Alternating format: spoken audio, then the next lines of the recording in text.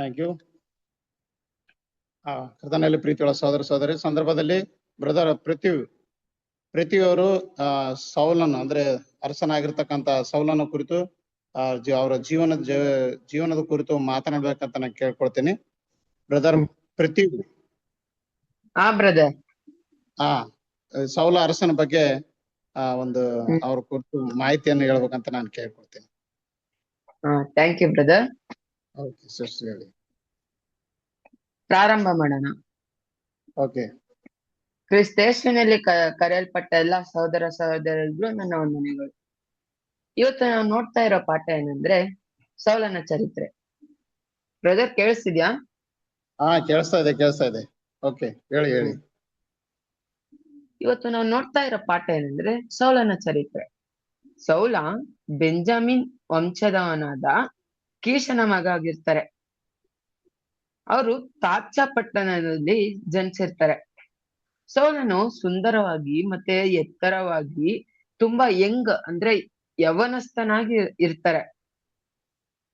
ಒಂದಿನ ಅವರು ಕತ್ತೆಗಳು ಕಾಣ್ತಾ ಇರಲ್ಲ, ಅದಕ್ಕೆ ಅವ್ರು ಹುಡ್ಕಿಕೊಂಡು ಹೋಗೋಣ ಅಂತ ಕೀಷನು ಸೌಲನಿಗೆ ಕತ್ತೆಗಳು ಕಾಣ್ತಿಲ್ಲ, ನೀನ್ ಹೋಗಿ ಆ ಕೆಲ್ಸದವನನ್ನ ನಿನ್ ಜೊತೆ ಕರ್ಕೊಂಡು ಹೋಗಿ ಕತ್ತೆಗಳನ್ನ ಹುಡ್ಕಿಕೊಂಡ್ ಬಾ ಅಂತ ಹೇಳ್ತಾರೆ. ಆಗ ಸೌಲ ಏನ್ ಮಾಡ್ತಾರೆ ಅಂದ್ರೆ ಸೇವಕನನ್ನ ಕರೆದುಕೊಂಡು ಕತ್ತೆಗಳನ್ನ ಹುಡ್ಕಕ್ಕೆ ಅಂತ ಕರ್ಕೊಂಡೊಯ್ತಾರೆ. ಆದ್ರೆ ಆ ಕತ್ತೆಗಳು ಸಿಗೋದೇ ಇಲ್ಲ. ಆಗ ಆ ಪಟ್ಟಣದಲ್ಲಿ ಸೇವಕ ಹೇಳ್ತಾನೆ ಸೌಲನಿಗೆ, ಹೆಂಗೋ ಬರದ್ ಬಂದಿದೀವಿ, ಈ ಪಟ್ಟಣದಲ್ಲಿ ದೇವರ ಮನುಷ್ಯರು ಒಬ್ರಿದ್ದಾರೆ, ಅವ್ರನ್ನ ಕೇಳೋಣ, ಅವ್ರನ್ನ ಕೇಳಿದ್ರೆ ನಮ್ಗೆ ಕತ್ತೆಗಳು ಸಿಗಲು ಸಾಧ್ಯ ಇದೆ ಅಂತ ಹೇಳ್ತಾರೆ.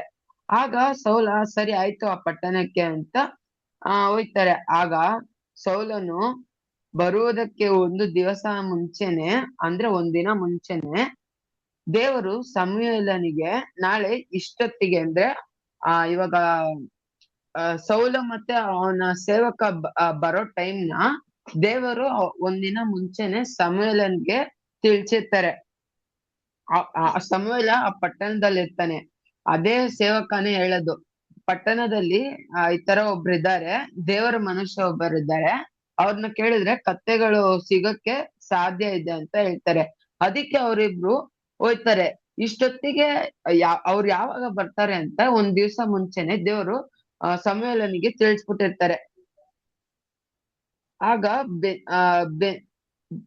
ಬೆಂಜಮಿನ್ ದೇಶದವನಾದ ಒಬ್ಬ ಮನುಷ್ಯ ಅವರ ಬಳಿಗೆ ಬಂದು,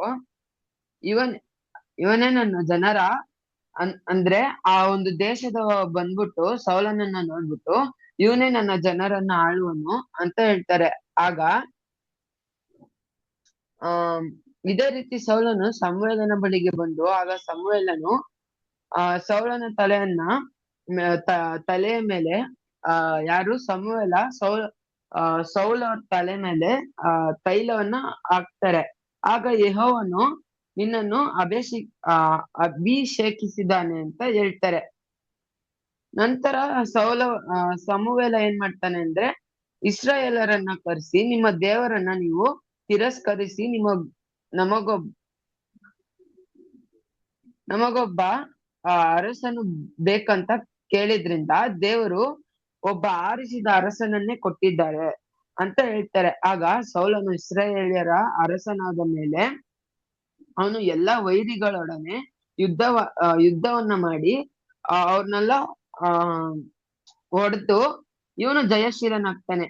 ಆಗ ಸೌಲನು ದೇವರ ಮಾತನ್ನ ಕೇಳದೆ, ಅಂದ್ರೆ ಆ ಒಂದು ಅಧಿಕಾರದ ಸೋಂಕು, ಅಧಿಕಾರದ ಅಹಂಕಾರ ಬಂದಿರುತ್ತಲ್ಲ, ಅದಕ್ಕೆ ದೇವರ ಮಾತನ್ನ ಕೇಳದೆ ಅವನು ಚಿಕ್ಕ ವಯಸ್ಸಿನಲ್ಲಿ ಕೀರ್ತನೆ 118ನೇ ವಚನವನ್ನ ಹಂಗೆ ದೇವಸ್ಥಾನದಲ್ಲಿ ಇರೋ ಒಬ್ಬ ಪರಿಸಯರ್ಗೆ ಅವರು ಬಾಯ್ಪಾಟಾಗಿ ಒಪ್ಪಿಸ್ತಾ ಇರ್ತಾರೆ. ಆ ತರ ಇದ್ದವರು ಆ ಅಧಿಕಾರದ ಸೋಂಕಿನಿಂದ ಅವ್ರು ಏನಾಗ್ತಾರೆ ಅಂದ್ರೆ ದೇವರ ಮಾತನ್ನೇ ಕೇಳದೆ ಅವರು ಇವಾಗ ಇವಾಗ ದೇವರ ವಾಕ್ಯವನ್ನ ಸಾರ್ತಾರಲ್ಲ,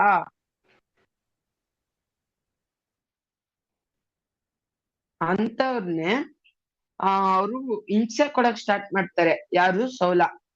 ಆಗ ಅದಕ್ಕೆ ಸಮುವೇಲ ಸೌಲನಿಗೆ ಹೇಳ್ತಾರೆ, ನೀನು ದೇವರ ಮಾತನ್ನು ಕೇಳಲಿಲ್ಲ, ಆದ್ದರಿಂದ ದೇವರು ನಿನ್ನ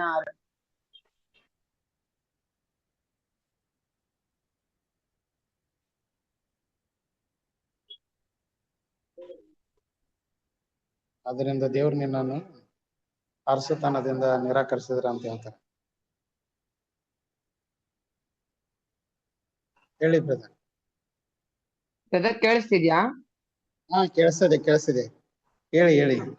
ಅದಕ್ಕೆ ಸಮುವೇಲ ಸೌಲನಿಗೆ ಹೇಳ್ತಾರೆ, ನೀನು ದೇವರ ಮಾತನ್ನ ಕೇಳಲಿಲ್ಲ, ಆದ್ದರಿಂದ ದೇವರು ನಿನ್ನನ್ನ ಅರಸನ ಸ್ಥಾನವನ್ನ ತೆಗೆದು ಇನ್ನೊಬ್ಬನಿಗೆ ಕೊಟ್ಟಿದ್ದಾರೆ ಅಂತ ಹೇಳ್ತಾರೆ. ದೇವರು ದಾವಿದನನ್ನ ಅರಸನಾಗಿ ಆರಿಸಿಕೊಡ್ತಾರೆ, ಸೌಲನನ್ನ ತೆಗೆದ್ಬಿಟ್ಟು. ಆಗ ದೇವರು ಆತ್ಮವು ಸೌಲನನ್ನು ಬಿಟ್ಟು ಹೋಯ್ತು. ಅಂದ್ರೆ ಸೌಲನ ಮೈಮೇಲಿಂದ ಒಂದು ದೇವರ ಆತ್ಮ ಅವರಿಂದ ಬಿಟ್ಟೋಗುತ್ತೆ. ಒಂದಿನ ಫಿಲಿಸ್ಟಿಯರು ಇಸ್ರಾಯೇಲ್ ಮೇಲೆ ಯುದ್ಧಕ್ಕೆ ಬಂದಾಗ ಸೌಲನಿಗೆ ಭಯವಾಗುತ್ತೆ. ಆಗ ಸೌಲ್ ರಾಜ ದೇವರ ಸನ್ನಿಧಿಯಲ್ಲಿ ವಿಚಾರಿಸಿದ ಅಂದ್ರೆ ದೇವರು ಸೌಲನಿಗೆ ಯಾವುದೇ ಉತ್ತರ ಕೊಡ್ಲಿಲ್ಲ. ಆಗ ಸೌಲ್ ರಾಜ ಏನ್ ಮಾಡ್ದ ಅಂದ್ರೆ, ಮಾಟಗಾತಿ ಹೆಂಗಸನ್ನ ಕರೆಯಿಸಿ ಸತ್ತು ಹೋಗಿರುವ ಸಮುವೇಲನನ್ನ ಎಬ್ಬಿಸಿ ಎಬ್ಸ್ರಿ ಅಂತ ಆ ಒಂದು ಮಾಟಗಾತಿ ಹೆಂಗಸ್ಗೆ ಹೇಳ್ತಾನೆ. ಆಗ ಆ ಹೆಂಗಸು ನಿಲುವಂಗಿಯನ್ನ ಅಂದ್ರೆ ಸಮುವೇಲನ ನಿಲುವಂಗಿಯನ್ನ ತೊಟ್ಕೊಂಡು ಒಬ್ಬ ಮುದುಕನ ಬರ್ತಾನೆ ಅಂತ ಹೇಳ್ತಾರೆ. ಸೌಲನು ಸಮುವೇಲನನ್ನ ಏನನ್ ತಿಳಿದು ನಮಸ್ಕರಿಸಿ, ಫಿಲಿಸ್ಟಿಯರ ನನಗೆ ವಿರುದ್ಧವಾಗಿ ಯುದ್ಧಕ್ಕೆ ಬರ್ತಾ ಇದ್ದಾರೆ, ದೇವರನ್ನು ನನ್ನನ್ನ ಬಿಟ್ಟು ದೂರ ಹೋಗಿದ್ದಾರೆ, ಆದ್ದರಿಂದ ನಾನು ಏನು ಮಾಡಬೇಕು ಅಂತ ನೀನು ತಿಳಿಸ್ತೀಯ ಅಂತ ಸೌಲ ಕೇಳ್ತಾರೆ. ಆಗ ನಿನ್ನನ್ನು ಇಲ್ಲಿಗೆ ಬರಮಾಡಿದೆ ಅಂತ ಹೇಳ್ತಾರೆ. ಏನ್ಗೋಸ್ಕರ ನನ್ನ ಇಲ್ಲಿ ಕರ್ದೆ ಅಂತ ಸೌಲ ಏನ್ ಹೇಳ್ತಾರೆ ಅಂದ್ರೆ, ಈ ತರ ಯುದ್ಧಕ್ ಬರ್ತಾರೆ, ನಂಗೆ ಏನ್ ಮಾಡ್ಬೇಕು ಅಂತ ಗೊತ್ತಾಯ್ತಿಲ್ಲ, ದೇವರು ನಾನ್ ಮಾಡಿರೋಂತ ಅಂದ್ರೆ ಕೆಲ್ಸಕ್ಕೆ ಅವರು ನನ್ನನ್ನ ಬಿಟ್ಟು ದೂರ ಹೋಗಿದ್ದಾರೆ, ನೀನೇ ಇದಕ್ಕೇನಾದ್ರೂ ಒಂದ್ ಹೇಳ್ಬೇಕು ಅಂತ ಹೇಳ್ತಾರೆ. ಆಗ ಅದಕ್ಕೆ ಸಮುವೇಲ ಸೌಲನಿಗೆ ಹೇಳ್ತಾರೆ, ನಿನ್ನನ್ನು ಇಸ್ರಾಯೇಲರನ್ನು ಫಿಲಿಸ್ಟಿಯರ ಕೈಗೆ ಒಪ್ಪಿಸೋನು, ನಾಳೆ ನೀನು ನಿನ್ನ ಮಕ್ಕಳನ್ನ ನಾನಿರುವ ಜಾಗಕ್ಕೆ ಬರ್ತೀರ ನೀವು ಅಂತ ಹೇಳ್ತಾರೆ. ಅದೇ ಪ್ರಕಾರ ಯುದ್ಧ ನಡೆಯುತ್ತೆ. ಸೌಲನು ಅವನ 3 ಮಕ್ಕಳು ಎಲ್ಲಾ ಆಳುಗಳು ಅದೇ ದಿವಸದಲ್ಲಿ ಸಾಯ್ತಾರೆ. ಈ ವಿಷಯ ಯಾಬೇಷ್ ಗಿಲ್ಯಾದಿನವರಿಗೆ ಗೊತ್ತಾದಾಗ ಅವರಲ್ಲಿದ್ದ ಶೂರರೆಲ್ಲರೂ ಬಂದು ಸೌಲನ ಅವನ ಮಕ್ಕಳ ಶವಗಳನ್ನ ಯಾಬೇಷಿಗೆ ತೆಗೆದುಕೊಂಡೋಗಿ ಅಲ್ಲಿ ಸುಟ್ಟಾಕ್ತಾರೆ. ದೇವರು ಈ ವಾಕ್ಯವನ್ನು ಆಶೀರ್ವದಿಸಲಿ. ಆಮೇಲೆ ಥ್ಯಾಂಕ್ ಯು. ಚೆನ್ನಾಗಿ ಹೇಳಿದ್ರು ಬ್ರದರ್. ನೆಕ್ಸ್ಟ್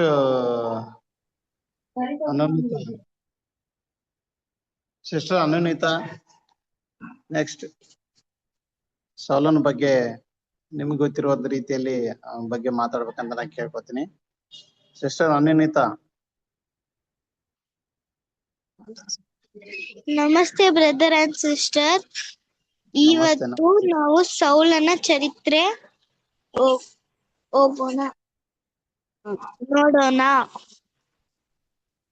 ಸೌಲನು ಬೆಂಜಮಿನ್ ವಂಶದ ಕೀಷನ ಮಗ. ಕೀಷನ ಎತ್ತರವಾಗಿ ಇರ್ತಾರೆ. ಒಂದು ದಿವಸ ಕತ್ತೆಗಳೆಲ್ಲ ಕಾಣದೆ ಹೋಯ್ತಂತೆ.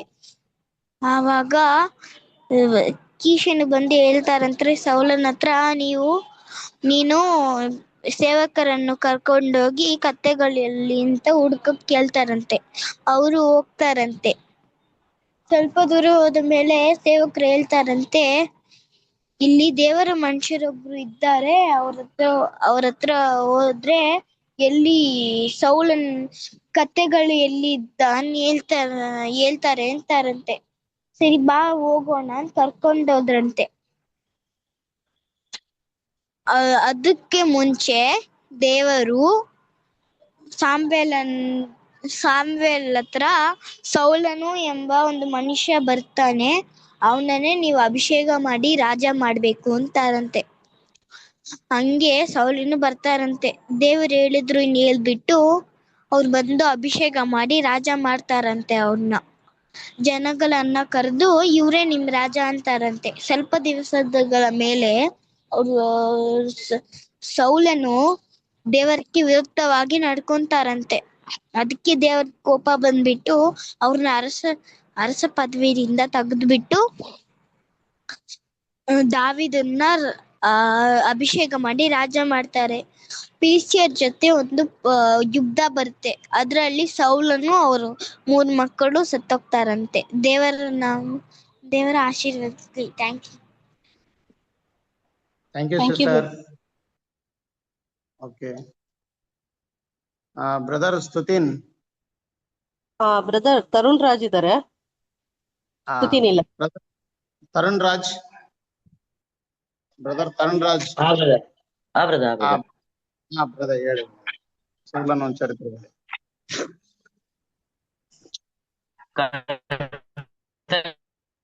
ನಾವು ಸೌಲನ ಬಗ್ಗೆ ತಿಳ್ಕೊಡೋಣ. ಸೌಲ ಬೆಂಜಮಿನ್ ಕುಲದಿಂದ ಬಂದವನು, ಮತ್ತೆ ಅವರ ತಂದೆ ಕಿಶ್. ಮತ್ತೆ ಸೌಲ ನೋಡಕ್ಕೆ ತುಂಬಾ ಸುಂದರ ಆಗಿದ್ದ, ಮತ್ತೆ ಅವನು ಎತ್ತರವಾಗೂ ಇದ್ದ. ಕಿಶ್ ತುಂಬಾ ಒಂದು ಶ್ರೀಮಂತವಾಗಿರೋ ಮನುಷ್ಯನು. ಒಂದು ದಿವಸ ಒಂದು ಕಿಶಿನವನ ಕತ್ತೆಯು ಎಲ್ಲ ಕಲ್ದೋಗುತ್ತೆ. ಆಗ ಕಲ್ದೋಗಿರುವಾಗ ಕಿಶ್ ಅವನ್ ಮಗನ ಸೌಲನನ್ನ ಕರ್ಬಿಟ್ಟು ನೀನ್ ಒಬ್ಬ ಸೇವಕನ್ ಕರ್ಕೊಂಡು ಹೋಗಿ ಆ ಒಂದ್ ಕತ್ತೆಗಳನ್ನ ಹುಡ್ಕೊಂಬಾ ಅಂತ ಅಂತಾರೆ. ಕಿಶು ಅವರು ಕಲ್ತಾಗ ಸೌಲ ಮತ್ತೆ ಅವ್ರ ಸೇವಕ ಹೋಗಿ ಆಗ ಒಂದು ಕತ್ತೆಗಳನ್ನ ಹುಡುಕ್ತಾರೆ. ಎಷ್ಟೋ ದಿನಗಳಾದ್ರೂ ಆ ಕತ್ತೆ ಸಿಗಲ್ಲ. ಆಗ ಈ ಸೇವಕ ಅಂತಾನೆ ನಮ್ಗೆ ಇನ್ನು ಸಿಗ್ತಲ್ಲ ಅಂದಾಗ ಸೌಲ ಅಂತಾನೆ, ಇವಾಗ ನಾವು ಕತ್ತೆನ ಹುಡ್ಕಕ್ ಹೋಗ್ತಾ ಇದೀವಿ, ಆದ್ರೆ ನಮ್ಮ ಅಪ್ಪ ಕತ್ತೆನ ಚಿಂತೆ ಬಿಟ್ಬಿಟ್ಟು ನಮ್ಮ ಚಿಂತೆಲಿ ಇರ್ತಾರೆ, ನಾವ್ ಹೋಗಮ್ಮ ಬಾ ಅಂತ ಅಂತಾರೆ. ಆಯ್ಕೆ ಸೇವಕ ಅಂತಾನೆ, ಈ ಒಂದು ಊರಿನಲ್ಲಿ ಒಬ್ಬ ದೇವರ ಮನುಷ್ಯ ಇದ್ದಾನೆ, ಅವನ ಹತ್ರ ನಾವು ಈ ಒಂದು ದಾರಿಯನ್ನು ಕೇಳ್ಬಿಟ್ಟು ನಾವು ಹೋಗಮ್ಮ ಅಂತ ಅಂತಾರೆ. ಅದಕ್ಕೆ ನಾವು ಅಲ್ಲಿ ಹೋಗ್ತಾ ಇದೀವಿ ಅಂದ್ರೆ ಏನಾದ್ರು ಉಡುಗೊರೆ ಬೇಕಲ್ವಾ ಅವ್ರಿಗೆ ಕೊಡಕ್ಕೆ ಅಂದಾಗ ಅವ್ರು ಆಗ ಸೇವಕ ಅಂತಾರೆ, ನಾನು ನನ್ನ ಕೈಯಲ್ಲಿ ಒಂದು ಬೆಳ್ಳಿಯ ಪಾವಲಿ ಐತೆ, ಅದನ್ನ ಉಡುಗೊರೆಯಾಗಿ ಕೊಡಮ್ಮ ಅಂತ ಅಂತಾರೆ. ಆ ಒಂದು ಊರಿಗೆ ಸೌಲ ಮತ್ತೆ ಅವನ ಸೇವಕ ಹೋದಾಗ ಅಲ್ಲೊಂದು ಹೆಂಗ್ಸನ್ನ ಅಲ್ಲಿ ನೀರ್ ತಗೊಳಕ್ಕೆ ಬರೋದನ್ನ ಹೋಗ್ಬಿಟ್ಟು, ಇಲ್ಲಿ ಒಬ್ಬ ದೇವ್ರ ಮನುಷ್ಯ ಇದ್ದಾರಲ್ಲ ಅವ್ರು ಎಲ್ಲಿ ಅಂತ ಕೇಳಿದಾಗ ಆ ಹೆಂಗ್ಸ್ ಅಂತಾರೆ, ಅವ್ರು ಇವಾಗ್ಲೇ ಒಂದು ಒಂದು ಗುಡ್ಡದ ಮೇಲೆ ಹತ್ತಿ ಅಲ್ಲೊಂದು ಬಲಿಯನ್ನು ಕೊಟ್ಟು ಅವ್ರು ಹೋಗ್ತಾ ಇದ್ದಾರೆ, ನೀವ್ ಇವಾಗ್ಲೇ ಬೇಗ ಹೋದ್ರೆ ನೀವು ಅವ್ರನ್ನ ಭೇಟಿ ಮಾಡ್ಬೋದು ಅಂತ ಅಂತಾರೆ. ಆಗ ಸ್ಯಾಮುವೇಲನಿಗೆ ಮುಂಚೆನೆ ದೇವರು ತಿಳಿಸಿರ್ತಾರೆ, ಈ ರೀತಿ ಒಬ್ಬ ಈ ಒಂದು ರಾಜ್ಯಕ್ಕೆ ಒಂದು ರಾಜನಾಗಿ ಆಳುವವ್ರನ್ನ ನಾನು ಈ ದಿವಸ ಕಳಿಸ್ತೀನಿ ಅಂತ, ಮತ್ತೆ ನಾನು ನಿಂಗೆ ಯಾವ್ದು ಸೂಚನೆ ಕೊಡ್ತೀನಿ ಅಂತ ಅಂತಾರೆ. ಆಗ ಸೌಲ ಒಂದು ಬಾಗಿಲ ಬಳಿಯಲ್ಲಿ ನಿಂತಿರ್ತಾರೆ. ಅವಾಗ ಅವನು ಸ್ಯಾಮ್ಯುಯೇಲನನ್ನು ಹೋಗ್ಬಿಟ್ಟು ಅವನು ಸೌಲ ಸ್ಯಾಮ್ಯುಯೇಲನ ಹತ್ರ ಹೋಗ್ಬಿಟ್ಟು, ಇಲ್ಲಿ ಒಬ್ಬ ದೇವ್ರ ಮನುಷ್ಯ ಇದ್ದಾನಲ್ಲ ಎಲ್ಲಿ ಅಂತ ಅಂದಾಗ ಸ್ಯಾಮ್ಯುಯೇಲ್ ಅಂತಾನೆ, ಅದು ನಾನೇ, ನೀನು ಇಲ್ಲಿ ನನ್ ಜೊತೆ ಊಟಕ್ಕೆ ಬಾ, ಅಲ್ಲಿ ನೀನು ಊಟ ತಿನ್ನು ಅಂತ ಇವಾಗ ನೀ ಒಂದು ಕತ್ತೆ ಬಗ್ಗೆ ಎಲ್ಲ ನೀನ್ ಚಿಂತಿಸ್ಬೇಡ, ಅದು ಕತ್ತೆ ನಿಂಗೆ ಕೈಯಲ್ಲಿ ಸಿಗುತ್ತೆ ಅಂತ ಅಂದ್ಬಿಟ್ಟು ಅಲ್ಲಿ ಅವ್ರು ಊಟ ಮಾಡಿ ಬಲಿಯನ್ನು ಕೊಟ್ಬಿಟ್ಟು ಅಲ್ಲಿಂದ ಹೋಗ್ತಾರೆ. ಆ ಒಂದು ರಾತ್ರಿಯಲ್ಲಿ ಸೌಲ ಸ್ಯಾಮುಯೇಲ್ ಮನೆಯಲ್ಲೇ ಉಳ್ಕೊಂಡು ಬೆಳಗ್ಗೆ ಒಂದು ಹೋಗೋ ಸಮಯದಲ್ಲಿ ಆಗ ಸೌಲಗ್ ಅಂತಾರೆ, ನಿನ್ನ ಸೇವಕನ ಮುಂದೆ ಕಳ್ಸು, ಇಲ್ಲೇ 2 ನಿಮಿಷ ಇರು ನೀನು ಅಂತ ಅಂದಾಗ ಆ ಸೇವಕನನ್ನ ಮುಂದೆ ಕಳಿಸ್ತಾನೆ. ಆಗ ಸ್ಯಾಮುಯೇಲ ಸೌಲನ ತಲೆ ಮೇಲೆ ಎಣ್ಣೆ ಉಯ್ದು ಅವನ್ನ ರಾಜನಾಗಿ ಅಭಿಷೇಕಿಸ್ತಾರೆ. ಆಮೇಲೆ ಒಂದು ಸ್ವಲ್ಪ ದಿವಸಗಳ ನಂತರ ಸೌಲನು 30 ವರ್ಷ ಆಗಿದ ನಂತರ ಅವನು ಎಲ್ಲಾ ಒಂದು ಇಸ್ರಾಯೇಲ್ 12 ಕುಲಗಳ ಮುಂದೆ ಅವನ್ನ ರಾಜನಾಗಿ ಪಟ್ಟಾಭಿಷೇಕ ಮಾಡ್ತಾರೆ. ನಾಶ ಎಂಬ ಅಮೋನಿಯತ್ ಎಂಬ ಒಬ್ಬ ಅಮೋನಿಯತ್ ರಾಜ ಜಬೇಷ್ ಗಿಲ್ಯಾದ ಎಂಬ ಒಂದು ಪಟ್ಟಣವನ್ನು ಅಲ್ಲಿ ಹೋಗಿ ಆಕ್ರಮಣ ಮಾಡಿ ಅದನ್ನ ಅವನ ಕೈಯಲ್ಲಿ ತಗೋತಾರೆ. ಆಗ ಅಲ್ಲಿರೋ ಒಂದು ಹಿರಿಯರೆಲ್ಲ ಅವರು ಒಂದು ಭಯಭೀತರಾಗಿ ಅವ್ರಂತಾರೆ, ನಾವು ನನ್ನ ಮತ್ತೆ ನಿಮ್ಮ ಮಧ್ಯೆ ಒಂದು ಒಡಂಬಡಿಕೆ ಮಾಡ್ಕೊಳೋಣ ಅಂತ ಅಂತಾರೆ. ಅದಕ್ಕೆ ಒಂದು ನಾಶ ಒಬ್ಬ ಅಮೋನಿಯತ್ ರಾಜ ಅಂತಾನೆ, ನೀವು ನನ್ ಜೊತೆ ಒಡಂಬಡಿಕೆ ಮಾಡ್ಬೇಕಂದ್ರೆ ನಿಮ್ಮ ಬಲಗನನ್ನು ನೀವು ಮತ್ತೆ ನಿಮ್ಮ ಬಲಗನನ್ನು ತೆಗೆದುಕೊಂಡು ಅದನ್ನ ಮತ್ತೆ ಇಸ್ರಾಯೇಲ್ ವಿರುದ್ಧವಾಗಿ ನೀವು ನಡ್ಕೋಬೇಕು ಅಂತ ಅಂತಾರೆ. ಅದಕ್ಕೆ ಜಬೇಷ್ ಒಂದೆಲ್ಲ ಒಂದು ಹಿರಿಯರ್ ಇರ್ತಾರ ಇದನ್ನ ಕೇಳ್ಬಿಟ್ಟು ಅವ್ರಿಗೆ ತುಂಬಾ ಭಯ ಆಗಿ, ಇವಾಗ ನಾವು ಒಂದು 7 ದಿವಸ ಸಮಯ ಕೊಡಿ, ನಾವು ಇಸ್ರಾಯೇಲ್ಗೆ ಗೆ ನಾವೊಂದು ಸಹಾಯನ ಕೇಳ್ತೀವಿ. ಏನು ನಮ್ ಸಹಾಯ ಮಾಡಿಲ್ಲ ಅಂದ್ರೆ ನಾವು ನಿಮ್ಮ ಒಂದು ನೀವ್ ಹೆಂಗ ಇರ್ತೀರಾ ನಾವ್ ಹಂಗೆ ನಡೀತೀವಿ ಅಂತ ಅಂತಾರೆ. ಆಗ ಒಬ್ಬ ದೂತ ಕಳ್ಸ್ಬಿಟ್ಟಿ, ಆಗ ಹೆಂಗೆ ಸೌಲನಿಗೆ ಮುಟ್ಟಿದ ತಕ್ಷಣ ಆ ವಿಷಯ ಸೌಲನು ಅವನ ಸೈನಿಕ ಜೊತೆ ತಗೊಂಡು ಆ ಮಾರನೇ ದಿವಸ ಮಧ್ಯಾಹ್ನನೇ ಅಮೋನಿಯನ್ಸ್ ಮೇಲೆ ಆಕ್ರಮ ಮಾಡಿ ಅವನ್ನ ನಾಶ ಮಾಡ್ತಾರೆ. ಅದಾದ್ಮೇಲೆ ಸೌಲನು ಒಂದು 30 ವರ್ಷ ಆಗಿ ಆದಾಗ ಅವನು ಒಂದು ರಾಜನಾಗಿ ಆಯ್ಕೆ ಆಗಿದ್ದು. ಆ ಒಂದು 2 ವರ್ಷದ ನಂತರ ನೋಡ್ಬೇಕಂದ್ರೆ ಆಗ ಸೌಲನು 3,000 ಇಸ್ರಾಯೇಲ್ ಒಂದು ಸೇನೆಯನ್ನ ಮಾಡಿರ್ತಾನೆ. ಈ 1,000 ಇಸ್ರಾಯೇಲ್ ಸೇನೆಯನ್ನು ಜೋನಾಥನ್ ಹಿಡ್ಕೊಂಡು ಈ ಫಿಲಿಸ್ತಿಯರ ರಾನ ಮೇಲೆ ಹೋಗ್ಬಿಟ್ಟು ಅವ್ರನ್ನ ಸೋಲ್ಸ್ತಾನೆ. ಈ ವಿಷಯ ಫಿಲಿಸ್ತಿಯರ್ ಗೊತ್ತಾಗ್ಬಿಟ್ಟು ಫಿಲಿಸ್ತಿಯರು ಒಂದು ಇಸ್ರಾಯೇಲ್ ಮೇಲೆ ಒಂದು ಆಕ್ರಮಣ ಮಾಡ್ತಾರೆ. ಆಗ ಆಕ್ರಮಣ ಮಾಡಿದಾಗ ಸೌಲನು ಸಿದ್ಧನಾಗ್ತಾನೆ. ಫಿಲಿಸ್ಟಿಯರು 30,000 ಒಂದು ರಥಬೋಲವನ್ನು, 6,000 ಅಶ್ವಬಲವನ್ನು, ಮತ್ತೆ ಒಂದು ಸಮುದ್ರದ ಒಂದು ಮರಳಿನಷ್ಟು ಅಸಂಖ್ಯವಾದ ಸೈನ್ಯವನ್ನು ಇಟ್ಕೊಂಡು ಅವನ ಮೇಲೆ ಯುದ್ಧ ಮಾಡ್ತಾರೆ. ಅದಕ್ಕೆ ಇದನ್ನೆಲ್ಲ ಇಷ್ಟು ಜನರನ್ನ ನೋಡ್ಬಿಟ್ಟು ಈ ಒಂದು ಇಸ್ರಾಯೇಲ್ ಜನರು ಅವ್ರೆಲ್ಲಾ ಕಡೆ ಭಯಭೀತರಾಗ್ಬಿಟ್ಟು ಅಲ್ಲಿ ಇಲ್ಲಿ ಎಲ್ಲಾ ಕಡೆ ಚದ್ರೋಗ್ತಾರೆ. ಕಾಡುಗಳ ಮಧ್ಯದಲ್ಲಿ ಹೋಗ್ತಾರೆ, ಗುಹೆ ಮಧ್ಯದಲ್ಲೆಲ್ಲ ಹೋಗ್ತಾರೆ, ಮತ್ತೆ ಒಬ್ರೊಬ್ರು ಹೇಳ್ಬೇಕಂದ್ರೆ ದೇಶವನ್ನು ಬಿಟ್ಬಿಟ್ಟೇ ಹೋಗ್ತಾರೆ. ಇದನ್ನ ನೋಡ್ಬಿಟ್ಟು ಸೌಲನ ಏನ್ ಮಾಡ್ತಾರಂದ್ರೆ ಆವಾಗ ಸ್ಯಾಮುಯೇಲ ಅಂದಿರ್ತಾನೆ, ನಾನು ಬರೋವರ್ಗು ನೀನು ಯಾವ್ದೇ ರೀತಿ ಬಲಿ ಕೊಡ್ಬೇಡ ಅಂತ ಅಂತಾರೆ. ಆದ್ರೆ ಸೌಲನು ಈ ರೀತಿ ಎಲ್ಲಾ ಜನರು ಚದುರೋಗ ನೋಡ್ಬಿಟ್ಟು ಅವನು ಬಲಿ ಕೊಟ್ಬಿಡ್ತಾನೆ. ಆ ಒಂದು ಬಲಿ ಮುಗಿಯೋ ಸಮಯದಲ್ಲಿ ಸಮುವೇಲ ಬರ್ತಾನೆ. ಆಮೇಲೆ ಸಮುವೇಲ ಸೌಲನಿಗಂತೆ, ನೀನ್ ಎಂತ ಒಂದು ಬುದ್ಧಿಹೀನ ಕೆಲಸ ಮಾಡಿದ್ಯಾ, ನಾನ್ ಅಂದೆ ತಾನೆ ಬಲಿ ಕೊಡ್ಬೇಡ ಅಂತ, ಇವಾಗ ನೀನ್ ಈ ಒಂದು ರಾಜ್ಯವನ್ನು ಆಳಕ್ಕೆ ನೀನು ಸರಿಯಾದ ಒಂದು ಆಳಲ್ಲ ಅಂತ ಅಂದ್ಬಿಟ್ಟು ಅವನ್ ಅಲ್ಲಿಂದ ಗಿಲ್ಯಾದ್ಗೆ ಹೋಗ್ತಾನೆ. ಆಗ ಸೌಲನಿಗೆ 5 ಜನ ಮಕ್ಳು ಇರ್ತಾರೆ. ಸಮುವೇಲ ಸೌಲನಿಗಂತಾರೆ, ದೇವ್ರು ನಿಂಗೊಂದು ಕೆಲ್ಸವನ್ನು ಕೊಟ್ಟಿದ್ದಾರೆ, ಅದೇನಂತಂದ್ರೆ ನೀನು ಅಮೇಲೆಕ ಮೇಲೆ ವಿರುದ್ಧವಾಗಿ ಅವ್ರ ಮೇಲೆ ಆಕ್ರಮಣ ಮಾಡಿ ಆಕ್ರಮಣ ಮಾಡ್ಬೇಕು, ಮತ್ತೆ ಅಲ್ಲಿರೋ ಒಂದು ಎಲ್ಲಾ ಜನರನ್ನು ನೀನು ನಾಶ ಮಾಡ್ಬೇಕು. ಯಾಕಂದ್ರೆ ಇಸ್ರಾಯೇಲರು ಐಗುಪ್ತ ದೇಶದಿಂದ ಬರುವಾಗ ಅವರು ನಮ್ಮ ದಾರಿಯಲ್ಲಿ ಮಧ್ಯದಲ್ಲಿ ಬರಕ್ಕೆ ಅವರು ಪ್ರಯತ್ನ ಪಟ್ರು ಅಂತ ಅಂತಾರೆ. ಅದಾದ್ಮೇಲೆ ಈ ಸೌಲ ಏನ್ ಮಾಡ್ತಾನೆ, ಅವನ ಸೈನಿಕರ ಜೊತೆ ಹೋಗ್ಬಿಟ್ಟು ಅವನ್ ಇಸ್ರಾಯೇಲ್ ಸೈನಿಕರ ಜೊತೆ ಹೋಗಿ ಅಮೇಲೆಕ ಎಂಬ ಒಂದು ದೇಶದ ಮೇಲೆ ಆಕ್ರಮಣ ಮಾಡ್ತಾನೆ. ಅಲ್ಲಿರೋ ಎಲ್ಲಾ ಗಂಡಸು ಹೆಂಗಸು ಮಕ್ಕಳು ಎಲ್ಲಾರನ್ನು ಸಾಯಿಸ್ಬೇಕಂತ ಆ ದೇವರಂದಿರ್ತಾರೆ. ಅದೇ ರೀತಿ ಎಲ್ಲಾರನ್ನು ಸಾಯಿಸ್ತಾರೆ. ಮತ್ತೆ ಯಾವ್ದೇ ಒಂದು ಜೀವಂತ ಆಗಿರೋ ಪ್ರಾಣಿನೂ ಕೂಡ ಇರಬಾರ್ದು ಅಂತ ಅಂತಾರೆ. ಅವನ್ ಎಲ್ಲಾರ್ನು ಸಾಯಿಸ್ತಾನೆ. ಆದ್ರೆ ಏನ್ ತಪ್ಪು ಮಾಡ್ತಾನಂದ್ರೆ ಅವನು ಒಂದು ರಾಜ ಅಮೇಲೆಕ್ ರಾಜ ಆಗಿರುವ ಆಗಾಗ್ಗೆ ಅವನು ಉಳಿಸ್ಬಿಡ್ತಾರೆ. ಮತ್ತೆ ಅಲ್ಲಿರುವ ಒಳ್ಳೆ ಎಲ್ಲಾ ಪ್ರಾಣಿಗಳನ್ನ ಅವನು ಉಳಿಸಿ ಅವನು ಇಸ್ರಾಯೇಲ್ ದೇಶಕ್ಕೆ ತಗೊಬರ್ತಾನೆ. ಈ ವಿಷಯ ದೇವರು ಸ್ಯಾಮುಯೇಲನಿಗೆ ಅಂತಾರೆ. ಆಗ ಸ್ಯಾಮುಯೇಲ ಬೆಳಗ್ಗೆ ಸಮಯದಲ್ಲಿ ಸೌಲನು ಇನ್ನೇನು ಅಲ್ಲಿಂದ ಮುಗಿಸ್ಕೊಂಡು ಇಸ್ರಾಯೇಲ್ಗೆ ಬರುವಾಗ ಅಲ್ಲಿಗೆ ಹೋಗ್ತಾನೆ. ಆಗ ಅವನು ಸೌಲನಿಗಂತಾನೆ, ಇದೇನಿದು ಕುರಿ ಮತ್ತೆ ಇದೆಲ್ಲ ದನಗಳ ಸದ್ದು ಕೇಳಿಸ್ತೈತಲ್ಲ ಅಂತ ಅಂದಾಗ ಸೌಲ ಅಂತಾನೆ, ನಾನು ದೇವ್ರಿಗೆ ಬಲಿ ಕೊಡ್ಬೇಕು ಅಂತ ಅಲ್ಲಿಂದ ನಾನು ಎಲ್ಲಾ ಒಳ್ಳೆ ಕೊಬ್ಬು ಇರುವಂತ ಎಲ್ಲಾ ಕುರಿದ ಮತ್ತೆ ಎಮ್ಮೆಗಳ ನಾನು ತಂದಿದ್ದೀನಿ ಅಂತ ಅಂತಾನೆ. ಅದಕ್ಕೇನೆ ಸ್ಯಾಮುಯೇಲ ಅಂತಾನೆ, ನೀನ್ ಎಂತ ಮೂರ್ಖ ಕೆಲಸ ಮಾಡಿದ್ಯಾ, ದೇವ್ರು ನಿಂಗೆ ಏನಂದ್ರು ನೀನ್ ಏನ್ ಮಾಡ್ಕೊಂಡ್ ಬಂದಿದ್ಯಾ ಅಂತ ಅಂತಾರೆ. ಅದಕ್ಕೆ ನಾನೇನ್ ಮಾಡಿದೀನಿ, ನಾನು ದೇವ್ರಿಗೋಸ್ಕರ ಅಂತಾನೆ ಇದನ್ನೆಲ್ಲ ಮಾಡ್ತಿರೋದು ಅಂತ ಅಂದಾಗ ಸ್ಯಾಮುಯೇಲ ಅಂತಾರೆ, ದೇವ್ರಿಗೆ ಈ ಕೊಬ್ಬು ಬಲಿಗಳಿಗಿಂತ ವಿಧೇಯತೆನೇ ಅವ್ರಿಗೆ ಇಷ್ಟ ಆಗಿದೆ ಅಂತ ಅಂತಾರೆ.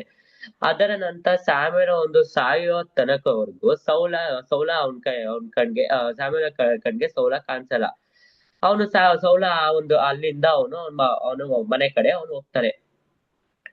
ಆಗ ಆವಾಗ ಆ ಸಮಯದಲ್ಲಿ ದೇವ್ರ ಅವನಿಂದ ದೇವರ ಆತ್ಮವನ್ನು ತೆಗೆದುಕೊಂಡು ಆತ್ಮವನ್ನು ಅವನ ಮೇಲೆ ಕಳಿಸ್ತಾನೆ. ಅದಕ್ಕೆ ಅವ್ನ್ ಏನ್ ಮಾಡ್ತಾನಂದ್ರೆ ಒಬ್ಬ ದಾವಿದನನ್ನ ಅವನ್ ಕೈ ಕೆಳಗೆ ಇಟ್ಕೊಂಡು ಅವನು ಕಿನ್ನರಿಯನ್ನು ಊಡ್ಸಿದಾಗ ಆಗ ಅವನಲ್ಲಿರೋ ದುರಾತ್ಮ ಎಲ್ಲ ಹೋಗ್ತಾ ಇತ್ತು. ಅದೇ ರೀತಿ ದಾವಿದ ಸೌಲ ಜೊತೆನೆ ಇರ್ತಾ ಇದ್ದ. ಒಂದ್ ಸಮಯದಲ್ಲಿ ದಾವಿದ ಗೊಲ್ಯಾತ್ ಮತ್ತೆ ಫಿಲಿಸ್ತೀಯರನ್ನು ಒಂದು ಸೋಲ್ಸ್ಬಿಟ್ಟು ಅವ್ರು ಬರುವಾಗ ಹಾಗೆ ಇಸ್ರಾಯೇಲ್ ಜನ ಎಲ್ಲಾ ಒಂದು ಹೆಂಗಸರು ಕೂಡಿ ಆಗ ಒಂದು ಹಾಡನ್ನ ಆಡ್ತಾರೆ. ಅದೇನಂತ ಅಂದ್ರೆ, ಸೌಲ 1,000 ಜನರನ್ನ ಸಾಯಿಸಿದೆ, ದಾವಿದ 10,000 ಜನರನ್ನ ಸಾಯಿಸಿದ್ದಾನೆ ಅಂತ ಅಂತಾರೆ. ಇದಕ್ಕೆ ಸೌಲನು ಕೇಳ್ಬಿಟ್ಟು ಒಂಥರ ಅವ್ನಿಗೆ ಬೇಜಾರಾಗುತ್ತೆ. ಆಗ ಅವನು ಅವನಿಗೆ ಒಂದ್ಸತಿ ದುರಾತ್ಮ ಬರುತ್ತೆ. ಆಗ ಬಂದಾಗ ಅವನು ದಾವಿದನ ಕೊಲ್ಲಕ್ಕೆ 7 ಸತಿ ಪ್ರಯತ್ನ ಮಾಡ್ತಾನೆ. ಆ ದಾವಿದ ಅವನು ಅಲ್ಲಿಂದ ತಪ್ಪಿಸಿಕೊಳ್ತಾನೆ. ಮತ್ತೆ ಸೌಲ ಫಿಲಿಸ್ತೀಯರು ಮತ್ತೆ ಈ ಒಂದು ಇಸ್ರಾಯೇಲ್ ಒಂದು ದೇಶದ ಮೇಲೆ ಅವರು ಆಕ್ರಮಣ ಮಾಡ್ತಾರೆ. ಆಗ ಇದನ್ನ ಎಲ್ಲಾರು ನೋಡ್ಬಿಟ್ಟು ಎಲ್ಲಾರು ಚದ್ರೋಗ್ತಾರೆ. ಆಗ ಸೌಲನಿಗೆ ಏನ್ ಮಾಡ್ಬೇಕಂತ ಗೊತ್ತಾಗಲ್ಲ. ಆಗ ಆ ಒಂದು ಸಮಯದಲ್ಲಿ ಸ್ಯಾಮುಯೇಲ ಅವನು ಸತ್ತಿರ್ತಾನೆ. ಈಗ ಸೌಲಗೆ ಯಾವ್ದೇ ರೀತಿಯ ಒಂದು ಪ್ರವಾದಿಗಳಾಗಲಿ ಒಂದು ಕನ್ಸಿನ ಮೂಲಕ ಆಗಿ ಅವ್ನಿಗೆ ಯಾವ್ದೇ ರೀತಿಯಾದ ಉತ್ತರ ಸಿಕ್ಕಿಲ್ಲ. ಅದಕ್ಕೆ ಸೌಲು ಆ ಒಂದು ಕಾಲದಲ್ಲಿ ಆ ಎಲ್ಲಾ ಒಂದು ಮಾಟಗಾರ್ತರು ಎಲ್ಲಾರನ್ನು ಅವರು ಆ ಒಂದು ದೇಶದಿಂದ ಬೇರೆ ಈಚೆ ಹೊರ್ಸಿ ಹೋಗಿರ್ತಾರೆ. ಆವಾಗ ಆದ್ರೂನು ಸಹ ಇವಾಗ ಏನ್ ಮಾಡ್ತಾನೆ ಅಂದ್ರೆ, ಸೌಲ ಒಬ್ಬ ಸೇವಕನ ಕರೆದಿ ಈ ರೀತಿ ಸತ್ತವನ್ನ ಕರೆಯೋ ಒಂದು ಹೆಂಗ್ಸನ್ನ ನೀನು ಹುಡ್ಕು ಅಂತ ಅಂತಾರೆ. ಆಗ ಅವನು ಆ ಒಂದು ಹೆಂಗ್ಸ ಹತ್ರ ಸೌಲ ಹೋಗ್ಬಿಟ್ಟು ಈ ರೀತಿ ಸಮಯಲನ್ನ ನೀನು ಕರಿ ಅಂತ ಅಂತಾರೆ. ಆಗ ಹೆಂಗ್ಸಗೆ ಹೆಂಗೋ ಒಂದು ಸೌಲ ಇವನ ಈ ರಾಜ ಅಂತ ಗೊತ್ತಾಗ್ಬಿಟ್ಟು ಹೆಂಗ್ಸ ನನ್ನ ಕೊಲ್ಬೇಡ ಅಂತ ಅಂತಾರೆ. ಅದಕ್ಕೆ ಸೌಲ ನೀನ್ ಭಯ ಪಡ್ಬೇಡ, ನೀನು ಸಮಯಲನ್ನ ಕರಿ ಅಂತ ಅಂತಾರೆ. ಆಗ ಅವನ ವೇಷಭೂಷಣ ಹೆಂಗಿದೆ ಅಂತ ಸೌಲ ಆ ಹೆಂಗ್ಸಿಗೆ ಕೇಳಿದಾಗ ಅವ್ರು ಅಂತಾರೆ, ಅವನು ಮುದುಕನಾಗಿದ್ದಾನೆ ಮತ್ತೆ ಬಿಳಿಯ ಒಂದು ನಿಲುವಂಗಿಯನ್ನು ಹಾಕೊಂಡಿದ್ದಾನೆ ಅಂತ ಅಂತಾರೆ. ಇದನ್ನ ನೋಡ್ಬಿಟ್ಟು ಸೌಲನಿಗೆ ಸಮಯಲನೇ ಇರ್ಬೇಕು ಅಂತ ಅವ್ನಿಗೆ ಗೊತ್ತಾಗುತ್ತೆ. ಆಗ ಸೌಲ ಸಮಯಲಿಗೆ ಅಂತಾನೆ, ನಾನು ಇವಾಗ ತುಂಬಾ ಒಂದು ಕಷ್ಟದ ಸಮಯದಲ್ಲಿದ್ದೀನಿ. ಫಿಲಿಸ್ತೀಯರು ನಮ್ಮ ದೇಶದ ಮೇಲೆ ಎಲ್ಲಾ ಆಕ್ರಮಣ ಮಾಡಿದೆ, ನಂಗೆ ಏನ್ ಮಾಡ್ಬೇಕಂತ ಗೊತ್ತಾಗ್ತಲ್ಲ, ನೀವೇ ಏನ್ ಹೇಳಿ ಅಂತ ಅಂದಾಗ ಸಮಯಲ ಅಂತಾನೆ, ದೇವ್ರು ನಿನ್ನ ವಿರುದ್ಧವಾಗಿ ಇದ್ದಾರೆ. ದೇವ್ರೇ ನಿನ್ನ ಒಂದು ವಿರುದ್ಧವಾಗಿರುವಾಗ ನೀನ್ ಅವ್ರ ಜೊತೆ ಯುದ್ಧ ಮಾಡ್ತಾ ಇದ್ಯಾ. ಇವಾಗ ದೇವ್ರಿನಿಂದ ಯಾವ್ದೇ ರೀತಿಯ ಒಂದು ಸಹಾಯ ಮಾಡಲ್ಲ. ದೇವ್ರು ಇಸ್ರಾಯೇಲ್ ಒಂದು ದೇಶವನ್ನು ಫಿಲಿಸ್ತೀಯರ ಕೈಯಲ್ಲಿ ಒಂದು ಒಪ್ಪಿಸ್ಕೊಡ್ತವ್ರೆ ಅಂತ ಅಂತಾರೆ. ಇದಾದ್ಮೇಲೆ ಫಿಲಿಸ್ತೀಯರು ಅವರ ಒಂದು ಮಕ್ಕಳನ್ನೆಲ್ಲ ಸಾಯಿಸ್ತಾರೆ. ಜೊನಾಥನ್, ಅಬೀನದನ್ ಮತ್ತೆ ಮಲ್ಕ್ಯ. ಇದು ಸೌಲನು ಏನ್ ಮಾಡ್ತಾನೆ, ಸೌಲನು ಅವನ ಒಂದು ಆಯುಧ ವಾಹಕನ ಕೈಯಲ್ಲಿ ಇರ್ತಾರೆ. ಅವನು ಇರುವಾಗ ಈ ರೀತಿ ಅವನಿಗೆ ಸೌಲನ ಗೊತ್ತಾಗುತ್ತೆ, ಇವ್ರು ಹೆಂಗಾರ ಮಾಡಿ ನನ್ನ ಸಾಯಿಸ್ತಾರೆ ಫಿಲಿಸ್ತೀಯರು ಅಂತ. ಆಗ ಸೌಲ ಅವನ ಆಯುಧ ವಾಹಕನ ಕೈಯಲ್ಲಿ ಹೇಳ್ತಾರೆ, ನೀನ್ ನನ್ನ ಒಂದು ಚಾಕುವಿಂದ ನನ್ನ ಸಾಯಿಸ್ಬಿಡು, ಈಗ ಸುನ್ನತಿ ಇಲ್ದೇವ್ರ ಕೈಯಿಂದ ಸಾಯದ ಬದಲು ಈ ಸುನ್ನತಿ ಇರೋ ಸಾಯದೆ ವಾಸಿ ಅಂತ ಅಂತಾರೆ. ಅದಕ್ಕೆ ಅವನು ನಿರಾಕರಿಸಿದಾಗ ಅವನ ಕತ್ತಿ ಮೇಲೆ ಬಿದ್ದು ಅವನೇ ಸಾಯ್ತಾನೆ. ಈ ಒಂದು ಆಗ ಮಾರನೇ ದಿವಸ ಈ ಒಂದು ಫಿಲಿಸ್ತೀಯರೆಲ್ಲ ಅದನ್ನ ಒಂದು ಡೆಡ್ ಬಾಡೀಸ್ ನೆಲ್ಲ ಇರುತ್ತಲ್ಲ, ಅದನ್ನ ನೋಡಕ್ಕೋಸ್ಕರ ಬಂದಾಗ ಆಗ ಸೌಲನ ಒಂದು ದೇಹನ ನೋಡ್ಬಿಟ್ಟು ಅವನ ತಲೆನ ಕತ್ತರಿಸಿ ಅವ್ರೊಂದು ಫಿಲಿಸ್ತೀಯರ ಅವರೊಂದು ಜಾಗಕ್ಕೆ ಹೋಗ್ಬಿಟ್ಟು ಆ ಒಂದು ತಲೆನ ಅವನು ಮೆರವಣಿಗೆ ಮಾಡ್ತಾರೆ, ಇಡೀ ನಾವು ಗೆದ್ದಿದ್ದೀವಿ ಅಂತ. ಮತ್ತೆ ಅವನ ದೇಹವನ್ನು ಒಂದು ಕೋಟೆಯ ಮೇಲೆ ನೇತಾಕ್ತಾರೆ. ಈ ಒಂದು ವಿಷಯ ಜಬೇಷ್ ಅವ್ರಿಗೆ ಗೊತ್ತಾಗಿ ಅವನ ದೇಹವನ್ನು ತಗೊಂಡ್ಕೊಂಡು ಮತ್ತೆ ಅವನ ಮಕ್ಕಳ ದೇಹನ ತಗೊಂಡ್ಕೊಂಡು ಊಟ ಹಾಕ್ತಾರೆ. ಈ ವಾಕ್ಯವನ್ನು ದೇವರ ಆಶೀರ್ವದಿಸಿ. ದೇವರಿಗೆ ಸ್ತೋತ್ರ, ದೇವರಿಗೆ ಮಹಿಮೆ. ಆಮೀನ್. ಥ್ಯಾಂಕ್ ಯು ಬ್ರದರ್, ಚೆನ್ನಾಗಿ ಹೇಳಿದ್ರಿ. Next Ananvita, sister Ananvita. ಸೌಲನ ಚರಿತ್ರೆ. ಸೌಲ ಬೆನಾಮಿನ್ ವಂಶದವನಾದ ಕಿಷಾನ ಮಗ. ಸೌಲನು ಸುಂದರವಾಗಿ ಎತ್ತರವಾಗಿ ಇದ್ದನು. ಒಂದು ದಿನ ಕತ್ತೆಗಳು ಕಾಣದೆ ಹೋದ್ರಿಂದ ಕಿಷಾನ ಸೌಲನಿಗೆ, ಕತ್ತೆಗಳನ್ನು ಕಾಣುತ್ತಿಲ್ಲ, ನೀನು ಕೆಲಸದವನನ್ನು ನಿನ್ನ ಜೊತೆಗೆ ಕರೆದುಕೊಂಡು ಹೋಗಿ ಕತ್ತೆಗಳನ್ನು ಹುಡುಕಿಕೊಂಡು ಬಾ ಎಂದು ಹೇಳ್ತಾನೆ. ಆಗ ಸೌಲನು ಅವನ ಸೇವಕನು ಕತ್ತೆಗಳನ್ನು ಹುಡುಕಿಕೊಂಡು ಹೋದರು. ಕತ್ತೆಗಳು ಸಿಕ್ಕಲೇ ಇಲ್ಲ. ಆಗ ಸೇವಕ, ಈ ಪಟ್ಟಣದಲ್ಲಿ ದೇವರ ಮನುಷ್ಯನು ಇದ್ದಾರೆ, ಅವರನ್ನು ಕೇಳೋಣ, ಅವರು ಹೇಳುವರು ಅಂದನು. ಅದಕ್ಕೆ ಸೌಲ ಸರಿ ಎಂದು ಪಟ್ಟಣಕ್ಕೆ ಬಂದರು. ಆದರೆ ಸೌಲನು ಬರುವುದಕ್ಕೆ ಒಂದು ದಿವಸ ಮುಂಚೆ ದೇವರು ಸಮುವೇಲನಿಗೆ, ನಾಳೆ ಇಷ್ಟು ಹೊತ್ತಿಗೆ ಬೆನ್ಯಾಮೀನನ ದೇಶದವನಾದ ಒಬ್ಬ ಮನುಷ್ಯನು ನಿನ್ನ ಬಳಿಗೆ ಬರುವನು, ಇವನೇ ನನ್ನ ಜನರು ಆಳುವನು ಎಂದು ಹೇಳಿದರು. ಅದೇ ರೀತಿ ಸೌಲನು ಸಾಮುವೇಲನ ಬಳಿಗೆ ಬಂದರು. ಆಗ ಸಾಮುವೇಲನು ಸೌಲನ ತಲೆಯ ಮೇಲೆ ತೈಲವನ್ನು ಒಯ್ದು, ಯೆಹೋವನು ನಿನ್ನನ್ನು ಅಭಿಷೇಕಿಸಿದ್ದಾನೆ ಎಂದು ಹೇಳಿದ. ನಂತರ ಸಾಮುವೇಲನು ಇಸ್ರಾಯೇಲರನ್ನು ಕರೆಯಿಸಿ, ನಿಮ್ಮ ದೇವರನ್ನು ನನ್ನನ್ನು ತಿರಸ್ಕರಿಸಿ ನಮಗೊಬ್ಬ ಅರಸನು ಬೇಕೆಂದು ಕೇಳಿದ್ದರಿಂದ ದೇವರು ಆರಿಸಿದ ಅರಸನು ಇವನೇ ಎಂದು ಹೇಳಿದ್ದ. ಸೌಲನು ಇಸ್ರಾಯೇಲರ ಅರಸನಾದ ಮೇಲೆ ಅವನು ಎಲ್ಲ ವೈರಿಗಳೊಡನೆ ಯುದ್ಧ ಮಾಡಿ ಹೋದ ಕಡೆಯೆಲ್ಲ ಜಯ ಹೊಂದಿದ. ಆದರೆ ಸೌಲನು ದೇವರ ಮಾತನ್ನು ಕೇಳದೆ ದೇವರ ವಿರುದ್ಧವಾಗಿ ನಡೆದುಕೊಳ್ಳುತ್ತಾನೆ. ಅದಕ್ಕೆ ಸಾಮುವೇಲನು ಸೌಲನಿಗೆ ಹೇಳಿದ್ದಾನೆ, ನೀನು ದೇವರ ಮಾತನ್ನು ಕೇಳಲಿಲ್ಲ, ಆದದ್ದರಿಂದ ದೇವರು ನಿನ್ನ ಅರಸನ ಸ್ಥಾನವನ್ನು ತೆಗೆದು ಇನ್ನೊಬ್ಬನಿಗೆ ಕೊಟ್ಟಿದ್ದಾನೆ ಎಂದು ಹೇಳ್ತಾನೆ. ನಂತರ ದೇವರು ದಾವೀದನನ್ನು ಅರಸನಾಗಿ ಆರಿಸಿಕೊಂಡರು. ದೇವರ ಆತ್ಮವು ಸೌಲನನ್ನು ಇಸ್ರಾಯೇಲರ ಮೇಲೆ ಯುದ್ಧಕ್ಕೆ ಬರುತ್ತಾರೆ. ಸೌಲನಿಗೆ ಭಯವಾಗುತ್ತದೆ. ಆಗ ಸೌಲ್ ರಾಜ ದೇವರ ಸನ್ನಿಧಿಯಲ್ಲಿ ವಿಚಾರಿಸಿದ. ಆದರೆ ದೇವರು ಸೌಲನಿಗೆ ಯಾವುದೇ ಉತ್ತರ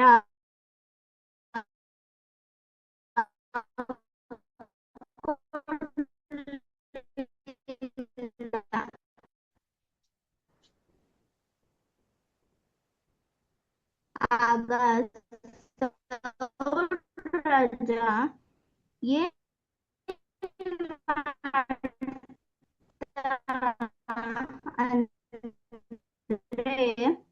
ಮಾಟಗಾತಿ ಹೆಂಗಸನ್ನು ಕರೆಸಿ ಎಬ್ಬಿಸಿ ಎಂದು ಹೇಳಿ ನಿಲುವಂಗಿಯನ್ನು ತೊಟ್ಟುಕೊಂಡು ಬರುತ್ತಾನೆ ಎಂದು ಹೇಳಿದ್ಲು. ಸೌಲನು ಫಿಲಿಷ್ಟಿಯರು ನನಗೆ ವಿರುದ್ಧವಾಗಿ ಯುದ್ಧಕ್ಕೆ ಬಂದಿದ್ದಾರೆ, ದೇವರು ನನ್ನನ್ನು ಬಿಟ್ಟು ದೂರ ಹೋಗಿದ್ದಾರೆ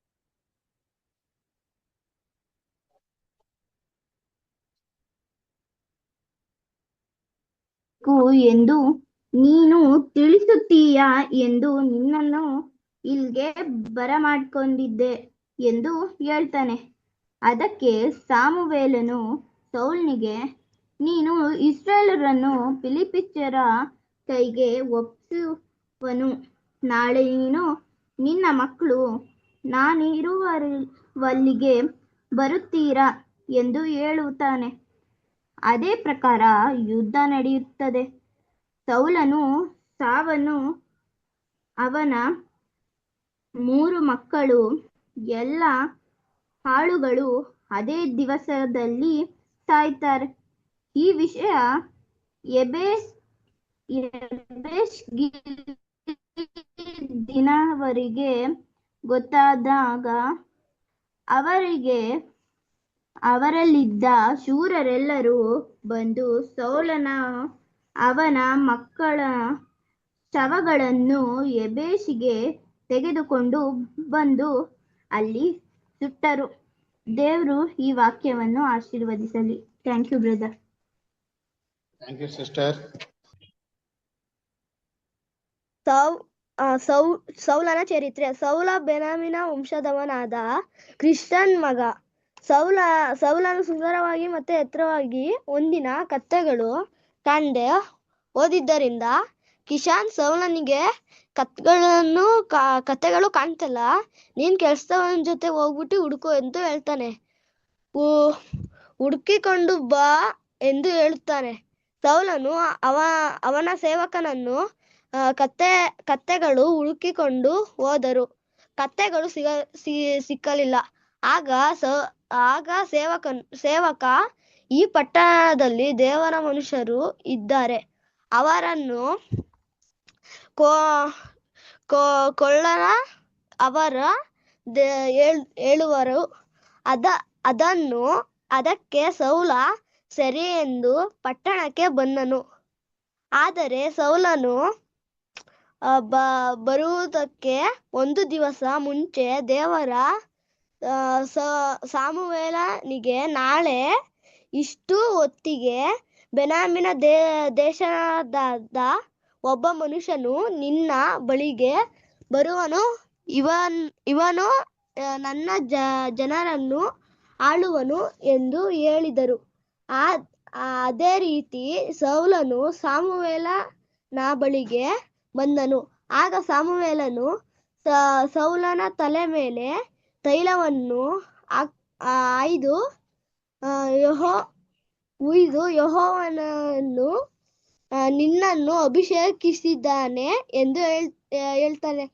ನಂತರ ಸಾಮುವೇಲನು ಇಸ್ರಾಯೇಲರ ಕರೆಸಿ, ನಿಮ್ಮ ದೇವರನ್ನು ನನ್ನನ್ನು ತಿರಸ್ಕರಿಸಿ ನಮ್ಮನೊಬ್ಬ ಅರಸನನ್ನು ಬೇಕೆಂದು ಹೇಳಿದರಿಂದ ದೇವರು ಆರಿಸಿದ ಅರಸನು ಇವನೇ ಎಂದು ಹೇಳಿದ. ಸೌಲನು ಇಸ್ರಾಯೇಲರಿಗೆ ಅರಸನಾದ ಮೇಲೆ ಅವನು ಎಲ್ಲ ವೈರಿಗಳೊಂದಿಗೆ ಯುದ್ಧ ಮಾಡಿ ಹೋದ ಕಡೆಯೆಲ್ಲ ಜಯ ಹೊಂದಿದ. ಆದರೆ ಸೌಲನು ದೇವರ ಮಾತನ್ನು ಕೇಳ್ತಾನೆ ಇರಲಿಲ್ಲ, ವಿರುದ್ಧವಾಗಿ ನಡೆದುಕೊಳ್ತಿದ್ದ. ಅದಕ್ಕೆ ಸಾಮುವೇಲನು ಸೌಲನಿಗೆ ಹೇಳುತ್ತಾನೆ, ನೀನು ದೇವರ ಮಾತನ್ನು ಕೇಳಲಿಲ್ಲ, ಅದಕ್ಕೆ ದೇವರು ನಿನ್ನ ಅರಸನ ಸ್ಥಾನವನ್ನು ತೆಗೆದು ಇನ್ನೊಬ್ಬರಿಗೆ ಕೊಟ್ಟಿದ್ದಾರೆ ಎಂದು ಹೇಳ್ತಾನೆ. ನಂತರ ದೇವರು ದಾವೀದನಿಗೆ ಅರಸವಾಗಿ ಆರಿಸಿಕೊಂಡರು. ದೇವರ ಆತ್ಮವು ಸೌಲನನ್ನು ಬಿಟ್ಟು ಹೋಯಿತು. ಒಂದು ದಿನ ಫಿಲಿಷ್ಟಿಯರಿಗೆ ಇಸ್ರಾಯೇಲ್ ಮೇಲೆ ಯುದ್ಧಕ್ಕೆ ಬಂದರು. ಸೌಲನಿಗೆ ಭಯವಾಗುತ್ತದೆ. ಆಗ ಸೌಲ್ ರಾಜ ದೇವರ ಸನ್ನಿಧಿಯಲ್ಲಿ ವಿಚಾರಿಸುತ್ತಾನೆ ಒಂದಿನ. ಆದರೆ ದೇವರು ಸೌಲನಿಗೆ ಯಾವುದೇ ಉತ್ತರ ಕೊಡಲಿಲ್ಲ. ಆಗ ಸೌಲ್ ರಾಜ ಏನು ಮಾಡಿದ ಅಂದರೆ, ಮಾಟಗಾತಿ ಹೆಂಗಸನ್ನು ಕರೆಸಿ ಸತ್ತು ಹೋಗಿರುವ ಸಾಮುವೇಲನನ್ನು ಎಬ್ಬಿಸಿ ಎಂದು ಹೇಳುತ್ತಾನೆ. ಆ ಹೆಂಗಸು ನಿಲುವನ್ನಾಗಿ ತೊಟ್ಟುಕೊಂಡು ಒಬ್ಬ ಮುದುಕನನ್ನು ಬರುತ್ತಾನೆ ಎಂದು ಹೇಳಿದಳು. ಸೌಲನು ಸಾಮುವೇಲನೇ ಎಂದು ತಿಳಿದು ನಮಸ್ಕರಿಸಿ, ಫಿಲಿಷ್ಟಿಯರಿಗೆ ನಮ್ಮ ವಿರುದ್ಧವಾಗಿ ಯುದ್ಧಕ್ಕೆ ಬಂದಿದ್ದಾರೆ, ದೇವರು ನನ್ನನ್ನು ಬಿಟ್ಟು ದೂರ ಹೋಗಿದ್ದಾರೆ, ಆದ್ದರಿಂದ ನಾನು ಏನು ಮಾಡಬೇಕು ಎಂದು ನೀನೇ ತಿಳಿಸು ಎಂದು ನಿನ್ನನ್ನು ಇಲ್ಲಿಗೆ ಬರಮಾಡಿದೆ ಎಂದು ಹೇಳುತ್ತಾನೆ. ಅದಕ್ಕೆ ಸಾಮುವೇಲನು ಸೌಲನಿಗೆ, ನಿನ್ನನ್ನು ಇಸ್ರಾಯೇಲ್ಯರು ಫಿಲಿಷ್ಟಿಯರಿಗೆ ಕೈಗೆ ಒಪ್ಪಿಸುವನು, ನಾಳೆ ನೀನು ನಿನ್ನ ಮಕ್ಕಳು ನನ್ನಿರುವರು ಬರುತ್ತೀರಾ ಎಂದು ಹೇಳ್ತಾನೆ. ಅದೇ ಪ್ರಕಾರ ಯುದ್ಧ ನಡೆಯುತ್ತದೆ. ಸೌಲನು ಅವನ 3 ಮಕ್ಕಳು ಎಲ್ಲ ಆಳುಗಳು ಅದೇ ದಿವಸ ಸಾಯುತ್ತಾರೆ. ಈ ವಿಷಯ ಯ- ಯಬೇಷ್ ಗಿಲ್ಯಾದ್ಯನಿಗೆ ಗೊತ್ತಾದಾಗ ಅವ ಅವರಲ್ಲಿಂದ ಶೂರ ಶೂರರೆಲ್ಲರೂ ಬಂದು ಸೌಲನ ಅವನ ಮಕ್ಕಳ ಶವಗಳನ್ನು ಯುಬಿಷನ್ಗೆ ತೆಗೆದುಕೊಂಡು ಬಂದು ಅಲ್ಲಿ ಸುಟ್ಟರು. ದೇವರು ಈ ವಾಕ್ಯವನ್ನು ಆಶೀರ್ವದಿಸಲಿ. Thank you.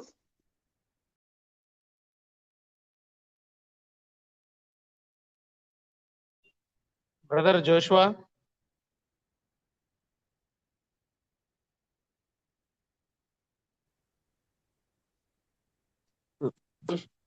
ಕರ್ತನಲ್ಲಿ ಪ್ರೀತಿಯುಳ್ಳ ಸಹೋದರ ಸಹೋದರಿಯರಿಗೆ ತಂದೆಯಾದ ದೇವರ ನಾಮದಲ್ಲಿಯೂ ರಕ್ಷಕನಾದ ಯೇಸು ಕ್ರಿಸ್ತನ ನಾಮದಲ್ಲಿಯೂ ವಂದನೆಗಳು. ಇವತ್ತು ನಾವು ಸವರ್ಣ ಚರಿತ್ರೆಯನ್ನು ನೋಡ್ಕೊಳ್ಳೋಣ. ಬೆನ್ಯಾಮಿನ್ ಕುಲದಲ್ಲಿ ಒಬ್ಬ ಕೀಶನು ಅಂತ ಒಬ್ಬ ಶ್ರೀಮಂತರು ಇರ್ತಾನೆ. ಅವನ್ಗೆ ಒಬ್ಬ ಮಗನ ಇರ್ತಾನೆ, ಅವನ ಹೆಸರು ಸೌಲನು ಅಂತ. ಈ ಕೀಶನ ಕತ್ತೆಗಳು ಕಳೆದೋಗಿರುವಾಗ ಒಂದಿನ ಈ ಕೀಶನ ಕತ್ತೆಗಳು ಕಳೆದೋಗಿರುತ್ತೆ, ತಪ್ಪಿಸ್ಕೊಂಡು ಹೊಡೋಗಿರುತ್ತೆ. ಈ ಕಾರಣದಿಂದ ಕೀಶನು ತನ್ನ ಮಗನಾದ ಸೌಲನಿಗಂತಾನೆ, ನೀನು ಒಂದು ಆಳನ್ನು ಕರ್ಕೊಂಡೋಗಿ ಈ ಕತ್ತೆಗಳನ್ನು ಹುಡ್ಕೊಂಬಾ ಅಂತಂತಾರೆ. ಆಗ ಸೌಲನು ಒಂದು ಆಳನ್ನು ಕರ್ಕೊಂಡು ಹೋಗ್ಬಿಟ್ಟು ಕತ್ತೆಗಳನ್ನ ಹುಡ್ಕಕ್ ಹೋಗ್ತಾನೆ. ಆದ್ರೆ ಅವ್ರಿಗೆ ಕತ್ತೆನೇ ಸಿಗಲ್ಲ. ಅದಕ್ಕೆ ಸೌಲನು ತನ್ನ ಆಳವಂತಾನೆ, ನಾವು ಹಿಂತಿರುಗಿ ಮನೆಗೆ ಹೋಗೋಣ ಬಾ, ಈ ಮನೇಲಿ ಎಲ್ಲಾರ್ಗೂ ಕತ್ತೆಗಳ ಚಿಂತೆ ಬಿಟ್ಟು ನಾವು ನಮ್ ಬಗ್ಗೆ ಚಿಂತೆ ಮಾಡ್ತಿರ್ತಾರೆ ಅಂತಂತಾರೆ. ಆಗ ಆಳು ಅಂತಾನೆ, ಇಲ್ಲಿ ಈ ದೇಶದಲ್ಲಿ ಒಬ್ಬ ದೇವರ ಮನುಷ್ಯನು ಇದ್ದಾನೆ. ಅವನನ್ನ ಕೇಳಿದ್ರೆ ಅವನು ಏನಾದ್ರು ಈ ಕತ್ತೆಗಳು ಎಲ್ಲಿದೆ ಅಂತ ಹೇಳ್ಬೋದು ಅಂತ ಅಂತಾನೆ. ಆದ್ರೆ ಸೌಲನು ಅಂತಾನೆ, ನಮ್ಗೆ ದೇವರ ಮನುಷ್ಯನಿಗೆ ಕೊಡೋದಿಕ್ಕೆ ಏನಿಲ್ವಲ್ಲ ಅಂತ ಕೇಳಿದಾಗ ಅವಾಗ ಆಳು ಅಂತಾನೆ, ನನ್ನ ಹತ್ರ ಒಂದು ಪಾವಳಿ ಇದೆ, ನಾವು ಅದನ್ನ ಅವನಿಗೆ ಕೊಡ್ಬೋದು ಅಂತಂತಾರೆ. ಹಿಂಗೆ ಸೌಲನು ಮತ್ತೆ ಅವರ ಆಳು ದೇವರ ಮನುಷ್ಯನ ಹುಡ್ಕೊಂಡು ಗುಡ್ಡದ ಮೇಲೆ ಹೋಗ್ತಿರ್ಬೇಕಾದ್ರೆ ಅಲ್ಲಿ ಅವ್ರಿಗೆ ಸಮುವೇಲನು ಸಿಗ್ತಾನೆ. ಆಗ ಸೌಲನು ಸಮುವೇಲನ ಹತ್ರ ಹೋಗ್ಬಿಟ್ಟು, ನೀನು ದೇವರ ಮನುಷ್ಯನು ಎಲ್ಲಿರ್ತಾನೆ ಅಂತ ಗೊತ್ತಾ ಅಂತ ಕೇಳಿದಾಗ ಸಮುವೇಲನು ಅಂತಾನೆ, ನಾನೇ ಆ ಮನುಷ್ಯನು ಅಂತ ಸಮುವೇಲನು ಅಂತಾನೆ. ಇದ್ರ ಹಿಂದಿನ ದಿನ ಏನಾಗಿರುತ್ತೆ ಅಂದ್ರೆ, ಸಮುವೇಲನಿಗೆ ದೇವರು ಅಂದಿರ್ತಾರೆ, ಇಸ್ರೇಲ್ ಜನರೆಲ್ಲ ಹೊಸ ರಾಜ ಬೇಕು ಅಂತಿದಾರಲ್ಲ, ನಾಳೆ ನಾನು ಈ ಸಮಯದಲ್ಲಿ ನಿನ್ಗೆ ಒಬ್ಬ ಬೆನ್ಯಾಮಿನ್ ಕುಲದಿಂದ ಒಬ್ಬನನ್ನು ಕಳಿಸ್ತೀನಿ, ನೀನು ಅವನನ್ನು ಅರಸನಾಗಿ ಮಾಡ್ಬೇಕು ಅಂತ ಅಂತಾರೆ. ಅಂತ ದೇವರು ಸಮುವೇಲನಿಗೆ ಇದ್ರ ಹಿಂದಿನ ದಿನ ಅಂದಿರ್ತಾರೆ. ಯಾವಾಗ ಸಮುವೇಲನು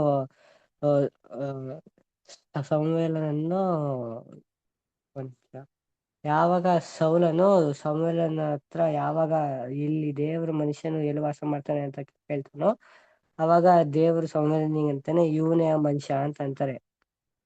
ಅವಾಗ ಸಮುವೇಲನು ಅಂತಾನೆ, ನಾನೇ ದೇವರ ಮನುಷ್ಯನು, ನೀನು ಆ ಕತ್ತೆ ಚಿಂತೆಯನ್ನು ಬಿಟ್ಟು ನೀನು ಆ ಕತ್ತೆಯ ಚಿಂತೆಯನ್ನು ಬಿಡು, ಈ ಕತ್ತೆಗಳೆಲ್ಲ ಹಿಂತಿರುಗಿ ಸಿಕ್ಕಿದೆ ಅಂತ ಅಂತಾರೆ. ಆಗ ಸಮುವೇಲನು ಅಂತಾನೆ, ನೀನು ನನ್ನ ಜೊತೆ ಊಟ ಮಾಡಕ್ಕೆ ಬಾ ಅಂತ ಕರೀತಾರೆ. ಆಗ ನೀನು ನನ್ನ ಜೊತೆ ಊಟ ಮಾಡಕ್ ಬಾ, ನೀನ್ ಬಂದ್ರೆ ದೇವ್ರು ನಿನ್ಗೆ ಸಕಲ ಐಶ್ವರ್ಯವನ್ನೆಲ್ಲ ಈ ದೇಶದ ಸಕಲ ಐಶ್ವರ್ಯವನ್ನೆಲ್ಲ ಕೊಡ್ತಾರೆ ಅಂತ ಅಂತಾರೆ. ಆಗ ಸೌಲನು ಅಂತಾನೆ, ನಾನು ಎಲ್ಲದಕ್ಕಿಂತ ಅಲ್ಪವಾದ ಕುಲ, ನನ್ಗೆ ಇಷ್ಟೊಂದು ದೊಡ್ಡ ಮಾತ ಆಡ್ಬೇಡ್ರಿ ಅಂತ ಅಂತಾರೆ.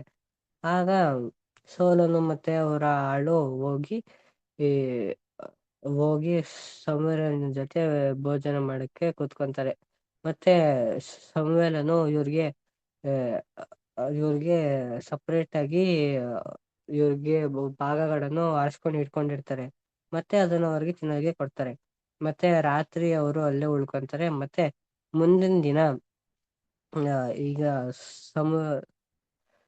ಈಗ ಸೌಲನು ಹೊರಡ್ಬೇಕಾದ್ರೆ ಸಮುವೇಲನು ಸೌಲನ ಆಳಿಗಂತಾನೆ, ನೀನು ಹೋಗು, ನಾನು ಸೌಲನಿಗೆ ಒಂದು ಆ, ನಾನು ಸೌಲನಿಗೆ ಏನೋ ದೈವೋಕ್ತಿಯನ್ನು ಹೇಳ್ಬೇಕು ಅಂತ ಅಂತಾರೆ. ಅವಾಗ ಆಳು ಮುಂದೆ ಮುಂದೆ ಹೋಗ್ತಾನೆ. ಆವಾಗ ಸಮುವೇಲನು ಸೌಲನಿಗಂತಾನೆ, ದೇವರು ನಿನ್ನನ್ನು ರಾಜವನಾಗಿ ಅರ್ಪಿಸಿದ್ದಾರೆ, ಅಪ್ಪಣೆ ಮಾಡಿದ್ದಾರೆ ಅಂತ ಅವನ್ನ ರಾಜನಾಗಿ ಅಭಿಷೇಕಿಸ್ತಾರೆ. ಮತ್ತೆ ಇದಾದ್ಮೇಲೆ ಸಮುವೇಲನು ಇಸ್ರಾಯೇಲ್ಯರನ್ನೆಲ್ಲ ಮಿಚ್ಪೆಗೆ ಕರೆಸ್ತಾರೆ. ಅದಾದ್ಮೇಲೆ ಮಿಚ್ಪೆಗೆ ಕರೆಸಿ, ನಿಮ್ಗೆ ಒಬ್ಬ ರಾಜನು ಬೇಕು ಅಂದಿದ್ದೀರಲ್ಲ, ಇವನೇ ಆ ರಾಜ, ಇವನ ಹೆಸರು ಸಮುವೇಲನು ಅಂತ ಈ ಇಸ್ರಾಯೇಲ್ ಜನರಿಗೆಲ್ಲ ಸೌಲನನ್ನು ಪರಿಚಯ ಮಾಡಿಸ್ಕೊಡ್ತಾರೆ. ಮತ್ತೆ ಸೌಲನು ರಾಜ ಆಗಿರ್ಬೇಕಾದ್ರೆ ಅವನ್ಗೆ 30 ವಯಸ್ಸಾಗಿರುತ್ತೆ. ಮತ್ತೆ 2 ವರ್ಷ ಆಗಮಲೆ ಯೋನ 2 ವರ್ಷ ಅವನು ರಾಜ್ಯವನ್ನು ಆಳ್ತಾನೆ.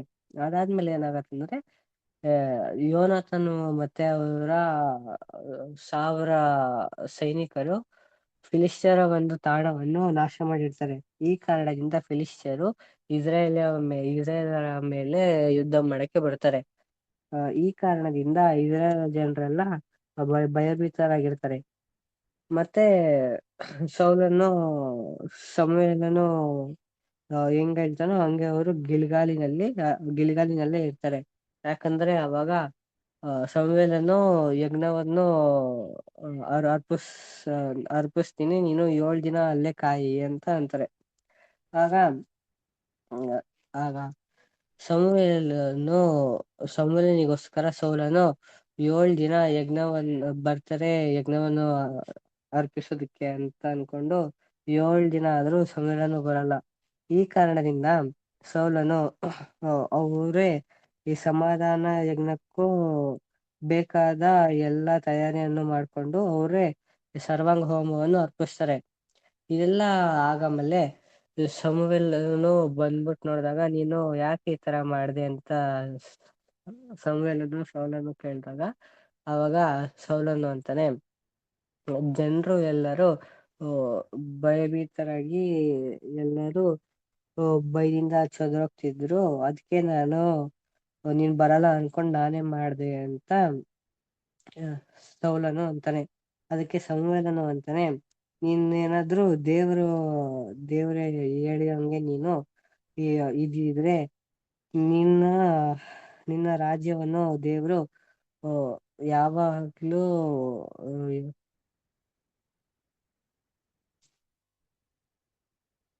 ನಿನ್ನ ರಾಜ್ಯವನ್ನು ಇಸ್ರಾಯೇಲರಲ್ಲಿ ಶಾಶ್ವತವಾಗಿ ಸ್ಥಿರಪಡಿಸ್ತಿದ್ರು ಅಂತ ಅಂತಾರೆ. ಇದಾದ್ಮೇಲೆ ಇನ್ನೊಂದ್ಸರಿ ಏನಾಗತ್ತಂದ್ರೆ ಇನ್ನೊಂದ್ಸರಿ ಸಮುವೇಲನು ಸೌಲನ ಹತ್ರ ಬಂದ್ಬಿಟ್ಟು, ನೀನು ನಿನ್ನ ದೇವರಾದ ಯೆಹೋವನ ಮಾತನ್ನು ಕೇಳು, ಯಾವಾಗ ಇಸ್ರಾಯೇಲರು ಐಗುಪ್ತ ದೇಶವನ್ನು ಬಿಟ್ಬಿಟ್ಟು ಬರ್ತಿರ್ಬೇಕಾದ್ರೆ ಅಮಲೇಕ್ಯರು ಅವ್ರಿಗೆ ಅವರ ಸಂಗಡ ಯುದ್ಧ ಮಾಡಿ ಅವ್ರಿಗೆ ಕಾಟವನ್ನು ಕೊಟ್ಟಿದ ಕಾರಣದಿಂದ ನೀನು ಈಗ ಅಮಲೇಕ್ಯರ ಮೇಲೆ ಯುದ್ಧಕ್ಕೆ ಹೋಗ್ಬೇಕು. ಮತ್ತೆ ನೀನು ದನ ಕುರಿ ಯಾವ್ದನ್ನು ಉಳಿಸ್ಬಾರ್ದು, ಎಲ್ಲವನ್ನು ನಾಶ ಮಾಡ್ಬೇಕು ಅಂತ ಅಂತಾರೆ. ಆಗ ಸೌಲನು ಹೋಗಿ ಯುದ್ಧ ಮಾಡಿ ಬರ್ತಾರೆ. ಆಗ ಸಮುವೇಲನು ಅಲ್ಲಿ ಬಂದು ನೋಡಿದಾಗ ಅವ್ರಿಗೆ ದನ ಕುರಿಗಳ ಶಬ್ದ ಕೇಳಿಸ್ತಾ ಇರತ್ತೆ. ಆಗ ಸಮುವೇಲನು ಸೌಲನನ್ನು ಕೇಳ್ತಾನೆ, ಏನಿದು ಶಬ್ದ ನಂಗೆ ಕೇಳಿಸ್ತಿದ್ಯಲ್ಲ ಅಂತ ಕೇಳಿದಾಗ, ಆಗ ಸೌಲನು ಸಮುವೇಲನಿಗೆ ಅಂತಾನೆ, ನಾನು ನಿನ್ನ ದೇವರಾದ ಯೆಹೋವನಿಗೆ ಯಜ್ಞವನ್ನು ಅರ್ಪಿಸೋದಕ್ಕೆ ಇನ್ನೆಲ್ಲ ತಂದಿದ್ದೀನಿ ಅಂತ ಅಂತಾರೆ. ಆಗ ಸಮುವೇಲನು ಅಂತಾನೆ, ದೇವರಿಗೆ ವಿಧೇಯತ್ವಕ್ಕೆ ಜಾಸ್ತಿ ಮೆಚ್ಚೋದು ಯಜ್ಞಗಳಿಗೆ ದೇವರು ಮೆಚ್ಚಲ್ಲ ಅಂತಂತಾರೆ. ಆಗ ನೀನು ಯೆಹೋವನ ಮಾತನ್ನು ತಳ್ಳಿಬಿಟ್ಟಿದ್ರಿಂದ ಯೆಹೋವನು ನಿನ್ನನ್ನು ಅರಸುತನದಿಂದ ತಳ್ಳಿಬಿಟ್ಟಿದ್ದಾರೆ ಅಂತ ಅಂತಾರೆ. ಆಗ ಇದನ್ನ ಹೇಳ್ಬಿಟ್ಟು ಸೌಲನ್ನು ಹೋಗ್ತಿರ್ಬೇಕಾದ್ರೆ ಇದನ್ನ ಹೇಳ್ಬಿಟ್ಟು ಸಮುವೇಲನು ಹೋಗ್ತಿರ್ಬೇಕಾದ್ರೆ ಆಗ ಸೌಲನು ಅಂತಾನೆ, ನೀನು ನನ್ನನ್ನು ಬಿಟ್ಟು ಹೋಗ್ಬೇಡ, ನೀನು ನೀನು ನನ್ನನ್ನು ಬಿಟ್ಟು ಹೋಗ್ಬೇಡ, ನಾನು ಜನರ ಭಯದಿಂದ ಈ ತರ ಮಾಡ್ದೆ ಅಂತ ಅನ್ಬೇಕಾದ್ರೆ ಸೌಲನನ್ನು ಹೋಗೋದಿಕ್ಕೆ ಅವರು ತಡಿಬೇಕಾದ್ರೆ ಅವರು ಸೌಲನ ಮೇಲಂಗಿಯ ಅಂಚನ್ನು ಅವರು ಹರಿದಾಕ್ತಾರೆ. ಆಗ ಸಮುವೇಲನಿಗೆ ಅಂತಾನೆ, ಸರಿ, ಆಗ ಸಮುವೇಲನು ಸೌಲನಿಗೆ ಅಂತಾನೆ, ಯೆಹೋವನು ಇವಾಗ ಈ ಹೊತ್ತು ಇಸ್ರೇಲ್ ರಾಜ್ಯವನ್ನು ನಿನ್ನ ಕಿತ್ಕೊಂಡು ಬೇರೆ ಇನ್ನೊಬ್ಬ ಆ ಬೇರೆ ಇನ್ನೊಬ್ಬನಿಗೆ ಕೊಡ್ತಾರೆ ಅಂತ ಅಂತಾರೆ. ಅದಾದ್ಮೇಲೆ ಈ ಕಾರಣದಿಂದ ಸೌಲನಲ್ಲಿ ದೇವರ ಆತ್ಮ ಹೋಗಿ ದುರಾತ್ಮನು ತುಂಬಿಕೊಂಡಿರುತ್ತೆ. ಈ ಕಾರಣದಿಂದ ಸೌಲನಿಗೆ ಅಂತಾರೆ, ನಾನು ನಿಮ್ಗೆ ಒಬ್ಬ ವೀಣೆಯನ್ನು ಬಾರಿಸೋನ್ನ ಕರ್ಕೊಂಡ್ ಬರ್ತೀನಿ, ಇದ್ರಿಂದ ನಿಮ್ಮ ದುರಾತ್ಮ ಹೋಗ್ಬಹುದು ಅಂತ ಸೌಲನಿಗೆ ಅಂತಾರೆ. ಆಗ ಅವರು ದಾವೀದನನ್ನು ಕರೆಸ್ತಾರೆ. ಯಾವಾಗ ದಾವೀದನು ವೀಣೆ ಬಾರಿಸ್ತಾನೋ ಅವಾಗ ಸೌಲನಿಂದ ದುರಾತ್ಮನು ಹೋಗ್ತಿರ್ತಾನೆ. ಈ ಕಾರಣದಿಂದ ಸೌಲನು ದಾವೀದನನ್ನು ತನ್ನ ಆಯುಧ ಹೊರುವವನಾಗಿ ನೇಮಿಸ್ತಾನೆ. ಒಂದಿನ ದಾವೀದನು ಯುದ್ಧ ಮಾಡ್ಕೊಂಡು ಹಿಂತಿರುಗಿ ಬರ್ಬೇಕಾದ್ರೆ ಅಲ್ಲಿದ್ದ ಅವರೆಲ್ಲ ಹಾಡಾಡ್ತಾರೆ, ಸೌಲನು 1000 ಜನರನ್ನು ಕೊಂದ, ಆದ್ರೆ ದಾವೀದನು 10,000 ಜನವನ್ನು ಕೊಂದ ಅಂತ ಎಲ್ಲರೂ ಹಾಡಾಡ್ತಿರ್ತಾರೆ. ಈ ಕಾರಣದಿಂದ ಸೌಲನಿಗೆ ಕೋಪ ಬರುತ್ತೆ. ಈ ಕಾರಣದಿಂದ ಯಾವಾಗ ದಾವೀದನು ವೀಣೆಯನ್ನು ಬಾರಿಸ್ತಿರ್ತಾನೋ ಅವಾಗ ಸೌಲನು ದಾವೀದನನ್ನು 2 ಸರಿ ಈಟಿಯಿಂದ ಸಾಯಿಸಕ್ ನೋಡ್ತಾರೆ. ಆದ್ರೆ ದಾವೀದನು ತಪ್ಪಿಸ್ಕೊಂಡು ಓಡೋಗ್ತಾರೆ. ಆದ್ರೂ ಸೌಲನು ದಾವೀದನನ್ನು ಬಿಡಲ್ಲ, ಅವರನ್ನು ಹುಡುಕಿಕೊಂಡು ಹೋಗ್ತಾರೆ. ಆದ್ರೆ ಸೌಲನಿಗೆ ದಾವೀದನು ಎಷ್ಟೇ ಹುಡುಕಿದ್ರು ಸಿಗಲ್ಲ. ಆದ್ರೆ ದಾವೀದನಿಗೆ ಸೌಲನನ್ನು ಕೊಳ್ಳುವುದಕ್ಕೆ 2 ಸರಿ ಅವಕಾಶ ಸಿಗತ್ತೆ. ಆದ್ರೂ ಕೂಡ ದಾವೀದನು ಸೌಲನನ್ನು ಸಾಯಿಸಲ್ಲ, ಯಾಕಂದ್ರೆ ಅವನು ದೇವರಿಂದ ಅಭಿಷಕ್ತನಾಗಿದ್ದಾನೆ ಅಂತ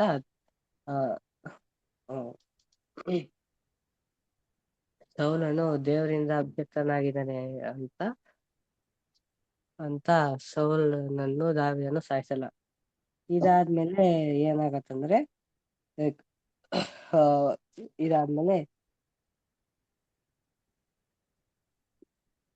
ಇದಾದ್ಮೇಲೆ ಫಿಲಿಷ್ಟಿಯರು ತಮ್ಮ ಇಸ್ರೇಲರ ವಿರುದ್ಧ ಯುದ್ಧ ಆಡಕ್ಕೆ ಬರ್ತಾರೆ.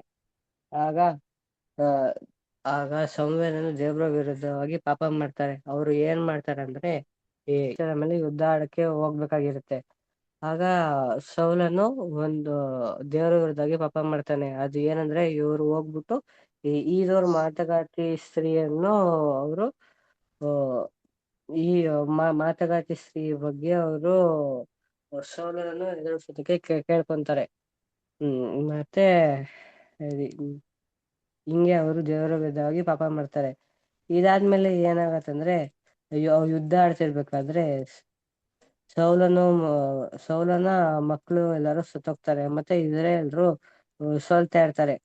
ಮತ್ತೆ ಸೌಲನಿಗೆ ಯಾರೋ ಒಬ್ಬ ದೂರದಲ್ಲಿ ಫಿಲಿಷ್ಟಿಯರು ಗುರಿ ಇಟ್ಟಿರ್ತಾರೆ. ಅದಕ್ಕೆ ಸೌಲನು ತನ್ನ ಯುದ್ಧ ಅವರವನಿಗೆ ಅಂತಾನೆ, ನೀನು ನನ್ನನ್ನು ಕತ್ತಿಯಿಂದ ಸಾಯಿಸು ಅಂತ ಅಂತಾನೆ. ಆಗ ಯುದ್ಧವರವನು ಅಂತಾನೆ, ಇಲ್ಲ, ನಾನು ನಿನ್ನನ್ನು ಸಾಯಿಸಕ್ಕಾಗಲ್ಲ ಅಂತ ಅಂತಾಗ ಸೌಲನು ತನ್ನ ಕತ್ತಿ ಮೇಲೆ ಬಿದ್ದು ಅವನೇ ಸತ್ತೋಗ್ತಾನೆ.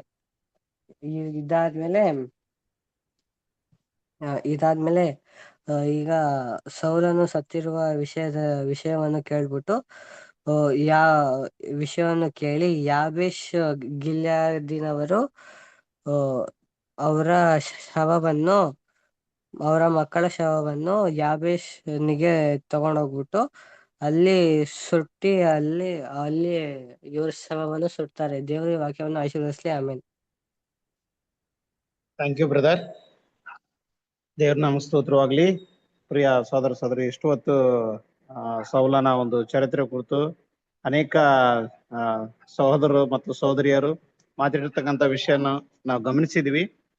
ಇಲ್ಲಿ ನಾವೇನ್ ನೋಡ್ತೀವಿ ಅಂದ್ರೆ ಸೌಲನ ಒಂದು ಜೀವಿತದಲ್ಲಿ ದೇವರು ಮಾಡಿರ್ತಕ್ಕಂಥ ಕಾರ್ಯಗಳು, ಸೌಲನ ಅದಕ್ಕೆ ಯಾವ ರೀತಿಯಲ್ಲಿ ಮೊದಲನೇದಾಗಿ ಯಾವ ರೀತಿಯಲ್ಲಿ ದೇವರಿಗೆ ಆತನ ವಿಧೇಯನಾಗ್ತಾನೆ, ನಂತರ ಯಾವ ರೀತಿಯಲ್ಲಿ ಆತನ ದೇವರಿಗೆ ವಿರುದ್ಧವಾಗೋದು ಮಾತ್ರವಲ್ಲ, ದೇವರ ಒಂದು ಪ್ರವಾದಿಗೆ ಆತನ ವಿರುದ್ಧವಾಗಿ ಕಾರ್ಯಗಳನ್ನು ಮಾಡುವಂಥದ್ದನ್ನು ನಾವು ನೋಡ್ತೀವಿ. ಯಾವಾಗ ದೇವರ ಪ್ರವಾದಿಗೆ ಆತನ ವಿರುದ್ಧವಾಗಿ ಕಾರ್ಯಗಳನ್ನು ಮಾಡ್ತಾನೋ ನಂತರ ಆತನಿಗೆ ಆತನ ಜೀವನದಲ್ಲಿ ಸೋಲನ್ನು ಅನುಭವಿಸ್ಲಿಕ್ಕೆ ಪ್ರಾರಂಭ ಮಾಡ್ತಾನೆ. ಯಾವಾಗ ಸೋಲನ್ನು ಅನುಭವಿಸ್ಲಿಕ್ಕೆ ಪ್ರಾರಂಭ ಮಾಡ್ತಾನೋ ತನ್ನ ಮರಣದ ಆಳ್ವಿಕೆ ಅವನನ್ನು ದೇವರಾತ್ಮನ ಬಿಟ್ಟು ಹೋಗಿ ದುರಾತ್ಮನ ಅವನ ಒಳಗಡೆ ಬರುವಂತದ್ದು ಸನ್ನಿವೇಶವನ್ನು ನಾವು ನೋಡ್ತೀವಿ. ಅನೇಕ ವಿಷಯಗಳು ಸಹೋದರ ಮತ್ತು ಸಹೋದರಿಯರು ಉತ್ತಮವಾದ ರೀತಿಯಲ್ಲಿ ಈ ಪಾಠವನ್ನು ಹೇಳಿದ್ರು. ಆದ್ರೆ ಇದರಲ್ಲಿ ನಾವು ನೋಡ್ತೀವಿ ಏನಂತಂದ್ರೆ ಸೌಲನ ಒಂದು ಜೀವಿತ ಹೇಗಿತ್ತಂತಂದ್ರೆ ದೇವರು ಕರೆಯೋದಕ್ಕಿಂತ ಮುಂಚಿತವಾಗಿ ಅವನು ಭಯಭಕ್ತಿಯುಳ್ಳ ಒಬ್ಬ ವ್ಯಕ್ತಿ ಆಗಿದ್ದಾನೆ ಎಂಬುದಾಗಿ ನಾವು ನೋಡ್ತೇವೆ. ಭಯಭಕ್ತಿಯಲ್ಲಿ ಗಂಭೀರವಾದ ಮನುಷ್ಯನು ಮತ್ತು ಒಳ್ಳೆ ಸುಂದರನಾಗಿರ್ತಕ್ಕಂಥ ವ್ಯಕ್ತಿ, ದೇವರಿಗೆ ವಿಧೇಯನಾಗಿ ಕಾಣಿಸ್ಕೊಳ್ಳುವಂತ ವ್ಯಕ್ತಿ ಆಗಿರೋದ್ರಿಂದ ಇಸ್ರೇಲರ ಒಂದು ಆಸೆ ಏನಾಗಿತ್ತು ಅಂತಂದ್ರೆ ಯಾವ ರೀತಿಯಲ್ಲಿ ಅನ್ಯ ಜನರಿಗೆ ಹೇಗೆ ಅರಸನಿದ್ದನೋ ಹಾಗೆ ಅರಸನು ನಮಗ್ ಕೂಡ ಬೇಕು ಎಂಬ ಒಂದು ಭಾವನೆ ಅವರಲ್ಲಿತ್ತು. ಯಾಕಂದ್ರೆ ಅವರು ಐಗುಪ್ತ ದೇಶದಲ್ಲಿ ಇರ್ಬೇಕಾದ್ರೆ ದೇವರವರಿಗೆ ಅರಸರನ್ನು ಕೊಟ್ಟು ಅಲ್ಲಿಂದ ಕರ್ಕೊಂಡು ಬರ್ಲಿಲ್ಲ. ಅವರಿಗೆ ದೇವರು ಮೋಶೆ ಪ್ರವಾದಿ ಮೂಲಕ ಅವರನ್ನು ಅಲ್ಲಿಂದ ಕರೆದುಕೊಂಡು ಇಲ್ಲಿಗೆ ಕಾನಾನ್ ದೇಶ ಕರೆದುಕೊಂಡು ಬಂದ್ರು. ನಂತರ ಇಲ್ಲಿ ಪ್ರವಾದಿಗಳನ್ನ ಅವರಿಗೆ ಕೊಟ್ಟರು. ಎಲ್ಲ ಕೊಟ್ಟರು ಕೂಡ ಅವರು ಚಿರುಗಿ ದೇವರಿಗೆ ವಿರುದ್ಧವಾಗಿ ಮಾತನಾಡಿರುವಂತ ವಿಷಯ ಏನಂತಂದ್ರೆ ನಮಗೊಬ್ಬ ಅರಸನು ಬೇಕು. ಹೇಗೆ ಅನ್ಯರ ಮಧ್ಯದಲ್ಲಿ ಒಬ್ಬನ ಅರಸನಿದ್ದನೋ ನಮಗ್ ಸಹ ಒಬ್ಬ ಅರಸನು ಬೇಕೆಂಬ ಭಾವನೆ ಅವರಲ್ಲಿ ಇತ್ತು. ಅದಕ್ಕೆ ದೇವ್ರು ಏನ್ ಮಾಡ್ತಾರೆ ಅಂದ್ರೆ ಸಮುವೇಲನಿಗೆ ಹೇಳ್ತಾನೆ ಏನಂದ್ರೆ, ನಾನು ಅವರನ್ನು ಉತ್ತಮವಾದ ರೀತಿಯಲ್ಲಿ ನಡೆಸ್ಕೊಂಡು ಬಂದೆ, ಅವರಿಗೆ ನಾನು ಪೋಷಿಸಿದೆ, ಅವರಿಗೆ ಅನ್ನಪಾನ ಕೊಟ್ಟೆ, ಅವರಿಗೆಲ್ಲ ಕಾರ್ಯಗಳನ್ನು ನಾನು ಮಾಡಿದೆ, ಅವರಲ್ಲಿ ಅಡವಿಯಲ್ಲಿ ನಾನು ನಡೆಸಿದೆ, ಅವ್ರಿಗೆ ಬೇಕಾದ ಎಲ್ಲವನ್ನು ಕೊಟ್ಟರು ಕೂಡ ಇವತ್ತು ಅವರು ನನಗೆ ವಿರುದ್ಧವಾಗಿ ಏನಂತಂದ್ರೆ ನಮಗೆ ಅರಸನ ಬೇಕೆಂಬುದಾಗಿ ಹೇಳ್ತಾ ಇದ್ದಾರೆ. ಅಂದ್ಮೇಲೆ ಅವ್ರಿಗೊಬ್ಬ ಅರಸನನ್ನು ಕೊಡ್ಲೇಬೇಕು. ಯಾಕಂತಂದ್ರೆ ಅವರ ಜ್ಞಾನಕ್ಕೆ ಮೀರುವಂತ ರೀತಿಯಲ್ಲಿ ಅಂದ್ರೆ ಅವರಿಗೆ ತಿಳುವಳಿಕೆ ಬರೋ ರೀತಿಯಲ್ಲಿ ಅವರನ್ನು ನಾನು ಮಾಡ್ಬೇಕೆಂಬುದಾಗಿ ದೇವ್ರು ಏನ್ ಮಾಡ್ತಾರೆ ಅಂದ್ರೆ ಸಮುವೇಲನಿಗೆ ಈ ವಿಷಯವನ್ನು ತಿಳಿಸ್ತಾರೆ. ಸಮುವೇಲನ ಹತ್ರ ಅವರು ಬಂದು ಮಾತನಾಡಿದಾಗ ಸಮುವೇಲನು ದೇವರೊಟ್ಟಿಗೆ ಮಾತನಾಡುವಾಗ ದೇವ್ರು ಹೇಳ್ತಾರೆ, ಸರಿ ಓಕೆ, ನಾನೊಬ್ಬ ವ್ಯಕ್ತಿಯನ್ನು ನಿನ್ನ ಬಳಿಗೆ ಕಳಿಸ್ಕೊಡ್ತಾನೆ. ಅವನೇನಂತಂದ್ರೆ ಬೆನ್ನಮೇನ್ ಕುಲದಲ್ಲಿ ಇರ್ತಕ್ಕಂಥ ಒಬ್ಬ ವ್ಯಕ್ತಿ, ಆತನ ನಿನ್ನ ಬಳಿಗೆ ಕಳಿಸ್ಕೊಡುವಾಗ ಆ ವ್ಯಕ್ತಿಯನ್ನು ನೀನೇನಂತಂದ್ರೆ ಈ ಇಸ್ರಾಯೇಲರಿಗೆ ಅರಸನಾಗಿ ನೀನ್ ನೇಮಿಸಿ ಎಂಬುದಾಗಿ ದೇವ್ರು ಹೇಳ್ತಾರೆ. ಸಮುವೇಲನು ಆ ವ್ಯಕ್ತಿಯನ್ನು ನೋಡಿ ಗುರುತಿಸಿ ಸೌಲನನ್ನು ಕಳೆದು ಹೋಗಿರ್ತಕ್ಕಂಥ ಕತ್ತೆಗಳು, ತನ್ನ ತಂದೆಯ ಕತ್ತೆಗಳನ್ನು ಕಳೆದಿರುವಾಗ ತಂದೆ ಆತನನ್ನು ಕತ್ತೆಗಳನ್ನು ಹುಡುಕೊಂಡು ಕಳಿಸಿರುವಾಗ ಆ ಕತ್ತೆಗಳನ್ನು ಹುಡುಕುವುದಕ್ಕಾಗಿ ಬಂದಿರತಕ್ಕಂಥ ಸೌಲನನ್ನು ದೇವರು ಏನ್ ಮಾಡಿದ್ರೆ ಅಂದ್ರೆ ಸಮುವೇಲನ ಮೂಲಕ ರಾಜ್ಯಾಭಿಷೇಕ ಮಾಡಿ ತೈಲವನ್ನು ಹಾಕಿ ಅವನನ್ನು ರಾಜನ ಅರಸನನ್ನಾಗಿ ಮಾಡಿರ್ತಕ್ಕಂಥ ಸಂಗತಿಯನ್ನು ನಾವು ನೋಡ್ತೀವಿ. ಅಂದ್ರೆ ದೇವರು ಒಬ್ಬ ವ್ಯಕ್ತಿಯನ್ನ ಅರಸತನವನ್ನು ಕೊಟ್ಟು ಅವರ ಅರಸನನ್ನಾಗಿ ಮಾಡಿರ್ತಕ್ಕಂಥ ಸಂಗತಿಯನ್ನು ನೋಡ್ತೇವೆ. ಇಸ್ರೇಲರಲ್ಲಿ ಎಷ್ಟೋ ಮಂದಿ ಇರ್ಬೋದು, 12 ಕುಲಗಳಲ್ಲಿ ಎಷ್ಟೋ ಶೂರರು ಇರ್ಬೋದು, ಯುದ್ಧವೀರರು ಇರ್ಬೋದಾಗಿತ್ತು. ಬಟ್ ಆದ್ರೆ ದೇವ್ರು ಏನ್ ಮಾಡಿದಾರೆ ಅಂದ್ರೆ ಸೌಲನನ್ನ ಆರಿಸ್ಕೊಂಡ್ರು. ಯಾಕಂದ್ರೆ ಆ ಕತ್ತೆಗಳನ್ನು ಹುಡುಕೊಂಡು ಎಲ್ಲ ಕಡೆಗೆ ತಿರುಗಾಡ್ತಿರ್ತಕ್ಕಂಥ, ಅದಕ್ಕಾಗಿ ಕಷ್ಟಪಟ್ಟು ತಿರುಗಾಡ್ತಿರ್ತಕ್ಕಂಥ ಸೌಲನ್ನು ನೋಡುವಾಗ ಇವನು ಕೂಡ ಯಾವ ರೀತಿಯಲ್ಲಿ ಅಂತಂದ್ರೆ ಹೇಗೆ ಕತ್ತೆಗಳಿಗೋಸ್ಕರ ಹುಡುಕುತ್ತಾ ಇದ್ದಾನೋ ಹಾಗೆ ಇಸ್ರೇಲರನ್ನು ಕೂಡ ಕಾಯ್ಲಿಕ್ಕೆ, ಅವರನ್ನು ಹುಡುಕ್ಲಿಕ್ಕೆ, ಅವರ ಜೊತೆಯಲ್ಲಿ ನಿಲ್ಲುವುದಕ್ಕೆ, ಅವರೊಟ್ಟಿಗೆ ಯುದ್ಧ ಮಾಡುವುದಕ್ಕೆ ಇವನು ಸರಿಯಾದ ವ್ಯಕ್ತಿ ಎಂಬುದಾಗಿ ದೇವರು ಆರಿಸ್ಕೊಂಡ್ರು. ನಂತರ ದೇವರು ಆರಿಸ್ಕೊಂಡು ಅವನ ಮೂಲಕ ಇಸ್ರೇಲರಿಗೆ ಅರಸನಾಗಿ ಕೊಟ್ರು.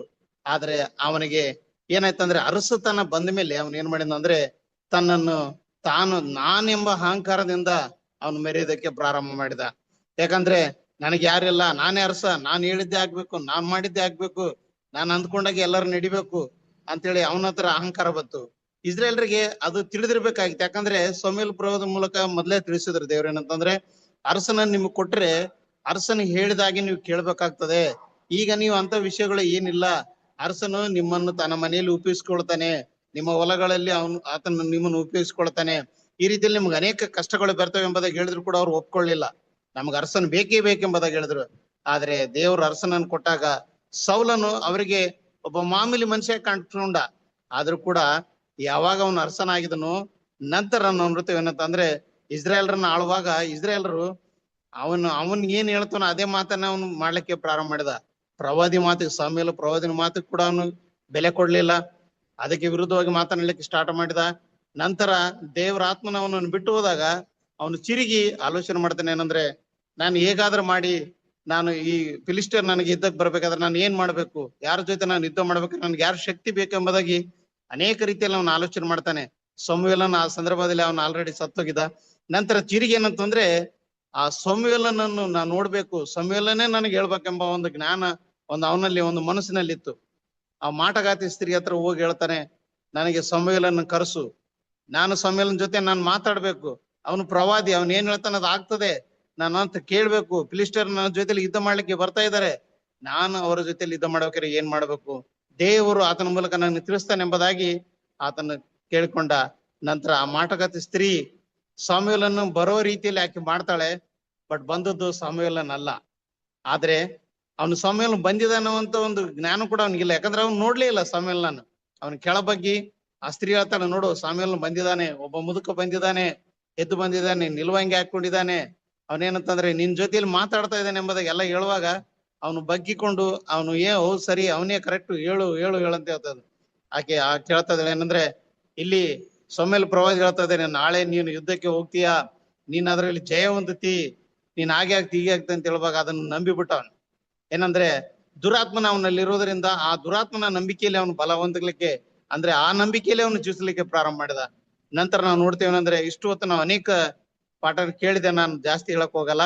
ಬಟ್ ಏನಂತಂದ್ರೆ ಸಮುವೇಲನ ಒಂದು ಅವಿವೇಕಿತನ ಅಂತಂದ್ರೆ ಅವನು ತನ್ನನ್ನು ತಾನು ಮರೆತು ನಾನೇ ಎಂಬ ಒಂದು ಶ್ರೇಷ್ಠ ಗುಣ ಅವನಲ್ಲಿ ಬಂತು. ನಾನೇ ಅಹಂಕಾರದಿಂದ ಮೆರೆದಕ್ಕೆ ಪ್ರಾರಂಭ ಮಾಡಿದಾಗ ನಂತರ ತನ್ನ ಪ್ರಾಣವನ್ನು ಅವನು ಕಳ್ಕೊಂಡನು ಎಂಬುದಾಗಿ ನಾವು ನೋಡ್ತೇವೆ. ಅಂದ್ರೆ ಪ್ರಿಯ ಸೋದರಿ, ಇವತ್ತು ನಾವು ಆಲೋಚನೆ ಮಾಡೋಣಂದ್ರೆ ಸಮುವೇಲನ ತರ ದೇವ್ರು ನಮ್ಮ ಒಂದು ದಿವಸ ನಮ್ಮನ್ನು ಕೂಡ ಆರಿಸ್ಕೊಳ್ಬಹುದು, ನಮ್ಮನ್ನು ಕೂಡ ಸೇವೆಯಲ್ಲಿ ಆಗ್ಲಿ ಅಥವಾ ಯಾವುದೇ ಒಂದು ಸಂದರ್ಭದಲ್ಲಿ ನಮ್ಮನ್ನು ಆರಿಸ್ಕೊಳ್ಬಹುದು. ಬಟ್ ಹಾಗೆ ಆರಿಸ್ಕೊಂಡಿದ್ದಾರೆ ಎಂಬುದಾಗಿ ನಾವೇ ಶ್ರೇಷ್ಠ ಅಂತ ತಿಳ್ಕೊಳಕ್ ಆಗಲ್ಲ. ಯಾಕಂದ್ರೆ ದೇವರು ಆರಿಸ್ಕೊಂಡಿರ್ತಕ್ಕಂಥ ಕೆಲಸವನ್ನು ಆ ಕೆಲಸವನ್ನ ನಾವು ಮಾಡ್ಬೇಕು. ಅದಕ್ಕೆ ವಿರುದ್ಧವಾಗಿ ನಾವು ಕೆಲಸವನ್ನು ಮಾಡುವಾಗ ದೇವ್ರು ನಮ್ಮನ್ನ ಕೈ ಬಿಟ್ಬಿಡ್ತಾರೆ. ನಮ್ಮನ್ನ ಕೈ ಬಿಟ್ಟು ತಿರುಗಿ ನಾವ್ ಯಾವ ಪರಿಸ್ಥಿತಿಲಿ ಇದ್ವಿ ಅಂತಂದ್ರೆ ಯಾರು ನಮ್ಮನ್ನ ಕೇಳದೆ ಹೋಗುವಂತ ರೀತಿಯಲ್ಲಿ ನಾವು ಆ ಪರಿಸ್ಥಿತಿಗೆ ಹೋಗ್ಬಿಡ್ತೇವೆ. ಅಂತ ಪರಿಸ್ಥಿತಿಯನ್ನು ನಾವು ಕಂಡ್ಕೊಳ್ಬಾರ್ದು. ಈ ಪಾಠದಲ್ಲಿ ನಾವು ಏನ್ ತಿಳ್ಕೊಳ್ತೇವೆ ಅಂತಂದ್ರೆ ದೇವರಿಗೆ ವಿರುದ್ಧವಾಗಿ ನಾವು ಮಾತನಾಡಬಾರ್ದು, ದೇವರಿಗೆ ವಿರುದ್ಧವಾಗಿ ನಾವು ಯಾವ ಕೆಲಸಗಳನ್ನು ಮಾಡಬಾರ್ದು. ದೇವರಿಗೆ ವಿರುದ್ಧವಾಗಿ ಮಾಡುವಂತ ಕೆಲಸಗಳಲ್ಲಿ ನಮಗೆ ಜಯವನ್ನು ದೇವರು ಕೊಡುವುದಿಲ್ಲ, ಬದಲಿಗೆ ಅಪಜಯವನ್ನು ಹೊಂದಿಕೊಳ್ತೇವೆ. ಆದ್ರೆ ದೇವರಿಗೆ ನಾವು ವಿಧೇಯರಾಗಿ ದೇವರ ಮಾತಿಗೆ, ದೇವರ ವಾಕ್ಯಕ್ಕೆ ನಾವು ವಿಧೇಯರಾಗಿರುವಾಗ ದೇವರು ಏನ್ ಮಾಡ್ತಾರೆ ಅಂದ್ರೆ ನಮ್ಮನ್ನು ಉನ್ನತ ಸ್ಥಾನಕ್ಕೆ ತರ್ತಾರೆ, ಉನ್ನತ ಸ್ಥಾನದಲ್ಲಿ ನಮ್ಮನ್ನು ಇಡ್ತಾರೆ, ಮತ್ತು ಆತನ ಮಾರ್ಗದಲ್ಲಿ ನಡ್ಲಿಕ್ಕೆ ನಮ್ಗೆ ಸಹಾಯ ಮಾಡ್ತಾರೆ, ಮತ್ತು ದೇವರಾತ್ಮ ನಮಗೆ ಕೊಟ್ಟು ನಮ್ಮನ್ನು ಬಲಪಡಿಸ್ತಾರೆ. ಈ ಪಾಠದಲ್ಲಿ ತಿಳ್ಕೊಂಡ್ರ ವಿಷಯ ಅಂತಂದ್ರೆ ನಾವು ದೇವರಿಗೆ ವಿಧೇಯರಾಗ್ಬೇಕು. ಅವಿಧೇಯರಾಗಿ ನಡ್ಕೊಳ್ಳದೆ ವಿಧೇಯರಾಗಿದ್ದು ನಡ್ಕೊಂಡು ದೇವರಿಗೆ ಮೆಚ್ಚಿಕೊಳ್ಳೋ ಮಕ್ಕಳಾಗಿದ್ರೆ ಕ್ರಿಸ್ತನೊಟ್ಟಿಗೆ ನಾವು ಸಹ ಆ ಪರಲೋಕಕ್ಕೆ ಸೇರುವಂತ ಒಂದು ಭರವಸೆ ನಮ್ಗೆ ಉಂಟಾಗ್ತದೆ ಎಂಬುದಾಗಿ ಪಾಠದಲ್ಲಿ ನಾವು ತಿಳ್ಕೊಳ್ತೇವೆ. ಪ್ರಿಯ ಸಹೋದರ ಸಹೋದರಿಯರೇ, ಇಷ್ಟು ಹೊತ್ತು 2 ವಾರದಿಂದ ಉತ್ತಮ ಅಂತ ಆ ವಾಕ್ಯಗಳನ್ನು, ಆ ಸೌಲನ ಬಗ್ಗೆ, ಚರಿತ್ರೆ ಬಗ್ಗೆ ಅನೇಕ ವಿಷಯಗಳನ್ನು ಎಲ್ಲಾ ಸಹೋದರ ಮತ್ತು ಸಹೋದರಿಯರು ಬಹಳ ಅತ್ಯುತ್ತಮವಾಗಿ, ಉತ್ತಮವಾಗಿ ಅಂದ್ರೆ ಒಂದು ಕಥೆ ರೂಪದಲ್ಲಿ ಚೆನ್ನಾಗಿ ಹೇಳಿದ್ದಾರೆ. ನನಗೆ ಬಹಳ ಖುಷಿ, ಸಂತೋಷ ಆಯ್ತು. ಈ ರೀತಿಯಲ್ಲಿ ಇನ್ನೂ ಮಕ್ಕಳು ಚೆನ್ನಾಗಿ ಬೆಳ್ಳಿ ದೇವರವ್ರು ಇನ್ನೂ ಹೆಚ್ಚಾಗಿ ಆಶೀರ್ವಾದ ಮಾಡಲಿ ಅಂತ ನಾನು ಕೇಳ್ಕೊಡ್ತೀನಿ. ದೇವರು ಎಲ್ಲ ವಾಕ್ಯವನ್ನು ನಮ್ಮ ಆತ್ಮೀಯ ಲಾಭಕ್ಕಾಗಿ ಆಶೀರ್ವದಿಸಲಿ. ಆಮೇನ್. ಕೊನೆಯದಾಗಿ ನಾವೇನ್ ಮಾಡೋಣ ಅಂದ್ರೆ ನಾವು ಪ್ರಾರ್ಥನೆ ಮಾಡಿ ಕೂಟವನ್ನು ಮುಕ್ತಾಯ ಮಾಡೋಣ. ನಮ್ಮ ಮಧ್ಯದಲ್ಲಿರ್ತಕ್ಕ ಬ್ರದರ್ ಅಭಿ ಕೊನೆ ಪ್ರಾರ್ಥನೆ ಮಾಡ್ಬೇಕಂತ ನಾನು ಕೇಳ್ಕೊಳ್ತೇನೆ. ಬ್ರದರ್ ಅಭಿ ಕೊನೆ ಪ್ರಾರ್ಥನೆ ಮಾಡ್ಬೇಕಂತ ನಾನು ಕೇಳ್ಕೊಳ್ತೀನಿ. Okay brother. ಓಕೆ, ಪ್ರಾರ್ಥನೆ ಮಾಡಿ ಬ್ರದರ್. ಕೇಳಿಸ್ತೈತೆ ಬ್ರದರ್ ವಾಯ್ಸು? ಕೇಳಿಸುತ್ತೆ. ನಮ್ಮನ್ನು ಬಹಳವಾಗಿ ಪ್ರೀತಿಸುತ್ತಿರುವ ನಮ್ಮ ಪರಲೋಕದಲ್ಲಿರೋ ನಮ್ಮ ತಂದೆಯಾದ ದೇವರೇ, ನಿಮ್ಮ ನಾಮಕ್ಕೆ ಕೋಟಿ ಸ್ತೋತ್ರ ಉಂಟಾಗಲಿ ತಂದೆಯೇ.